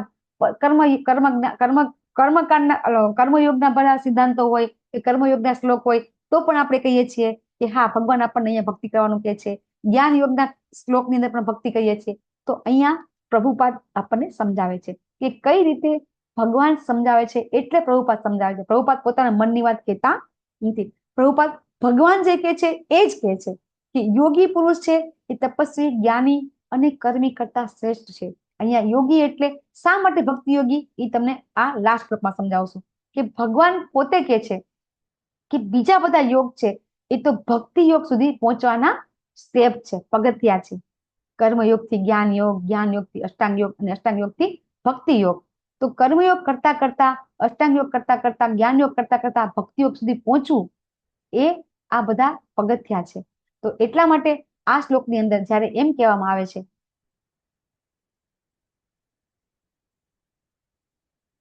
કે યોગી પુરુષ છે એ તપસ્વી, જ્ઞાની અને કર્મી કરતા શ્રેષ્ઠ છે. તો જ્યારે કોઈ ભક્તિ કરે છે તો ભક્તિ કરે છે એટલે એ વ્યક્તિને જ્ઞાન પણ છે, એ તપસ્વી પણ છે અને એ કર્મી પણ છે. તો એ કર્મ પણ કરે છે, એની પાસે જ્ઞાન પણ છે અને એ તપી પણ છે, એટલે કે તપ પણ કરે છે. પણ ભક્તિ યોગ છે એ સર્વશ્રેષ્ઠ છે કારણ કે ભક્તિ યોગની અંદર બધું જ આવી જાય છે. તમને સમજાવું કે દાખલા તરીકે તમારી પાસે 100 ની નોટ હોય, તમારી પાસે 100 ની નોટ હોય તો એમાં 50 ની નોટ આવી જાય? આવી જાય ને? 100 માં 50 ની નોટ આવે કે ન આવે? આવે ને? એમાં 20 ની પણ આવે, 10 ની પણ આવે ને 5 ની પણ આવે ને? તો એવી રીતે ભક્તિ યોગની અંદર તપ, જ્ઞાન, કર્મ બધું જ સમાવિષ્ટ છે. અને એટલે આપણને આ શ્લોકમાં સમજાવવામાં આવે છે કે કઈ રીતે ભક્તિ યોગ શ્રેષ્ઠ છે. તો આ શ્લોકમાં કહેવાય છે કે યોગીનામ અપી સર્વેષામ મદ ગતેન અંતરાત્મના. યોગીમાંથી સર્વશ્રેષ્ઠ યોગી કોણ છે? તો કે મદ ગતેન અંતર આત્મના. મદ એટલે મારા, ગતે એટલે જાય, અંતર એટલે અંતર, આત્મા એટલે આત્મના. જે કોઈ વ્યક્તિ છે એ એના અંતરમાં મારું સ્મરણ કરે છે. કેવી રીતે? તો કે શ્રદ્ધાવાન, અત્યંત શ્રદ્ધાપૂર્વક સ્મરણ તો કરે છે પણ કેવી રીતે? શ્રદ્ધાપૂર્વક. એમ નહીં હરે કૃષ્ણ હરે કૃષ્ણ કૃષ્ણ કૃષ્ણ હરે રામ હરે રામ. કેટલા વાગ્યા? હરે કૃષ્ણ હરે કૃષ્ણ કૃષ્ણ હરે રામ. ભૂખ લાગી છે તરત, એમ નહીં, બરાબર? શ્રદ્ધાપૂર્વક, અંતઃકરણમાં શ્રદ્ધાપૂર્વક મત પ્રાણ ભગવાન એમ કે છે અને મારું ચિંતન કરે છે. પછી શ્રદ્ધાવાન ભજતે, એટલે આપણે સંસ્કૃત ન આવડતું હોય ને તો આપણને એટલી તો ખબર પડે કે ભજતે એટલે કે ભક્તિ કરવી, ભજન કરવું, બરાબર ને? તો અહીંયા એકદમ પરફેક્ટ આ શ્લોકમાં શબ્દની સમજણ પડે એવું છે કે શ્રદ્ધાથી જે કોઈ મારી ભક્તિ કરે છે, યો મામ, મારી, સ મે, મારો, યુક્ત, તમો, મત, મત એટલે અભિપ્રાય, મત એટલે મત તો અભિપ્રાય, આ મારો મત છે. આ કોણ બોલે છે? આ શ્લોક કોણ બોલી રહ્યું છે? મારો મત એટલે મારો અભિપ્રાય, એટલે હું નથી બોલતી. મારો અભિપ્રાય એટલે કોનો અભિપ્રાય? ભગવાન શ્રી કૃષ્ણ. ભગવાન કે છે કે આ મારો અભિપ્રાય છે. જે લોકો યુક્ત એટલે કે ગાઢ રીતે એમાં જોડાયા છે, કેવા અત્યંત ગાઢ રીતે જોડાઈ જાય છે, સંકળાઈ જાય છે, તો એ વ્યક્તિ છે ને એ સર્વોચ્ચ છે, સર્વોચ્ચ યોગી છે. બધા જ યોગી, બરાબર, પછી કોઈ અષ્ટાંગ યોગી નહીં, કોઈ જ્ઞાન યોગી નહીં, કોઈ કર્મ યોગી નહીં, બરાબર, ફક્ત ને ફક્ત ભક્તિ યોગી છે ને એ જ શ્રેષ્ઠ છે, એમ ભગવાન કે છે. હું કહું છું આ મારો અભિપ્રાય છે. અને એટલે અષ્ટાંગ યોગ કરતા કરતા આપણે સર્વશ્રેષ્ઠ છે એ ભક્તિ છે. અષ્ટાંગ યોગના અમુક જે નિયમ છે એ આપણે પણ ફોલો કરવાના છે, બરાબર ને? કારણ કે એ બધું છે યુક્તાહાર વિહાર છે, એ બધું આપણે કહીએ છીએ ને કે યોગ્ય આહાર, યોગ્ય વિહાર, આ બધું જરૂરી છે. કારણ કે વધારે પડતું ખાઈએ, ઓછું ખાઈએ, આ બધું જે આપણને સમજાવ્યું ને એ બધું આપણે પણ ફોલો કરવાનું છે. દાખલા તરીકે આપણે ચલો પ્રસાદ ખાધો, પ્રસાદ છાંસીને ખાધો તો શું થાય? પ્રસાદે લિમિટ, યુક્તાહાર વિહાર છે, યુક્તાહાર યુક્ત વિહાર, બરાબર ને? તો એ યુક્ત કર્મ શું છે? શું કર્મ પણ છે, કઈ પણ છે એમાં યુક્ત એટલે કે એમાં આપણે દરેક જગ્યાએ આપણે કહીએ ને, મેં તમને આઈ થિંક બીજા અધ્યાયમાં કીધું હતું કે લક્ષ્મણ રેખા છે ને રામાયણમાં ફક્ત સીતા માટે નથી, સીતા માતા માટે નહોતી, બધી જગ્યાએ લક્ષ્મણ રેખા આવે છે. કઈ પણ કર્મ કરીએ, કોઈ પણ વસ્તુ કરીએ ને એમાં આપણે કહીએ ને ઘણી જગ્યાએ અતિશયોક્તિ પણ સારી નહીં અને ઓછું પણ સારું નહીં, એટલે દરેક જગ્યાએ બેલેન્સ. ભગવાન શ્રી કૃષ્ણ ભગવદ્ ગીતામાંથી આપણને લાઈફ કેવી રીતે બેલેન્સ કરવી ને એ શીખડાવે છે. કેવી રીતે ગૃહસ્થ જીવન જીવતા જીવતા ભક્તિ કરવી એ શીખડાવે છે. કેવી રીતે આપણા ઘરના સભ્યો સાથે તાલમેલ રાખીને ભક્તિ કરવી એ શીખડાવે છે. કેવી રીતે આપણું વાણી વિહાર વર્તન છે એ આપણે બેલેન્સ રાખવું એ શીખડાવે છે. કેવી રીતે આપણે પોતાનો આ ભૌતિક જગતનું આપણું ભૌતિક શરીર છે એને કેવી રીતે સારું રાખવું એ શીખડાવે છે. કે આપણે કેટલું ખાવું, ક્યારે ખાવું, એ બધું ભગવાન આપણને શીખડાવે છે. તો એટલા માટે ભગવદ્ ગીતા છે આપણું મેન્યુઅલ બુક છે. આપણે કહીએ છીએ ને કઈ રીતે મેન્યુઅલ છે આપણું, કે આ શરીર સાથે ભગવદ્ ગીતાને આપણે જો આપણે ફોલો કરશું, ફક્ત ને ફક્ત શ્લોક કંઠસ્થ કરવાથી કઈ નહીં થાય, એ પ્રેક્ટિકલ કરવાથી આપણામાં પરિવર્તન આવશે. અને ઘણા બધા ભક્તોમાં પરિવર્તન આવ્યા છે અને આવતા રહે છે. તો તમારા બધાના પણ બધાનો મારે બધાને ખૂબ ખૂબ અંતઃકરણથી મારે તમારા બધાની વિનંતી છે કે ચોક્કસથી તમે બધા લેવલ 2 પૂરું કરો અને ચોક્કસથી સાધના ચાર્ટ ભરો. તમારી ક્વિઝ ચાલુ કરી દો ભરવાની. ક્વિઝ ભરતા તકલીફ પડતી હોય તો તમે તમારા કોસ્ટ છે, એડમિન છે, તમે મારો સંપર્ક કરો. પ્રશ્ન જવાબ ન આવડતા હોય, શું તકલીફ પડે છે, પણ ગમે તેમ કહીને લેવલ 2 પૂરું કરો. અને વારંવાર લેવલ 2 કરવાથી ચોક્કસથી ભક્તિમાં પ્રગતિ, ઉન્નતિ થશે. પ્રગતિ સીધી નથી થતી. આપણે નિસરણી તમે સીડી ચડી, આપણે સીધી આમ સીધી હોય તો ચડી શકાય? ન ચડાય ને. આમ થોડીક આમ હોય ને, આમ ત્રાસી હોય સીડી. કેવી હોય જોયું છે આપણે? તમે બધા હવે તો લિફ્ટ આવી ગયા છે, પગથિયા હોતા નથી બહુ, પણ જો પગથિયા હોય અને ઉપર બીજા માળે જવું હોય તો આમ પગથિયા ન હોય, આમ થોડાક ત્રાસા હોય, બરાબર? આમ હોય, આમ હોય, આમ હોય. તો આપણી ભક્તિ પણ થોડીક જાશે, થોડીક સ્ટેડી રહેશે, પાછી જશે, પાછી સ્ટેડી થશે, બરાબર? પણ એમ કરતા કરતા ઉપર જશે, એકદમ જાય નહીં. બિલ્ડિંગ ધીમે ધીમે ચણાય તો સારું, ભક્તિ પણ ધીમે ધીમે થાય સારું. બહુ ઉતાવળ કરવાની નથી. આપ સૌને ખૂબ ખૂબ ધન્યવાદ. વાંચા કલ્પતરુભ્યશ્ચ કૃપા સિંધુભ્યો ચ પતિતાનાં પાવનેભ્યો વૈષ્ણવેભ્યો નમઃ. અનંત અનંત કોટિ વૈષ્ણવની જય. જગતગુરુ શ્રીલ પ્રભુપાદની જય. શ્રીમદ ભગવદ ગીતા ભાગવતમ ચૈતન્ય ચૈતામૃત રામાયણની જય. સદગુરુદેવની જય. હરે કૃષ્ણ હરે કૃષ્ણ હરે કૃષ્ણ હરે કૃષ્ણ હરે હરે હરે કૃષ્ણ રામ કૃષ્ણ હરે હરે રામ હરે રામ રામ હરે રામ રામ હરે હરે રામ રામ હરે હરે હરે કૃષ્ણ.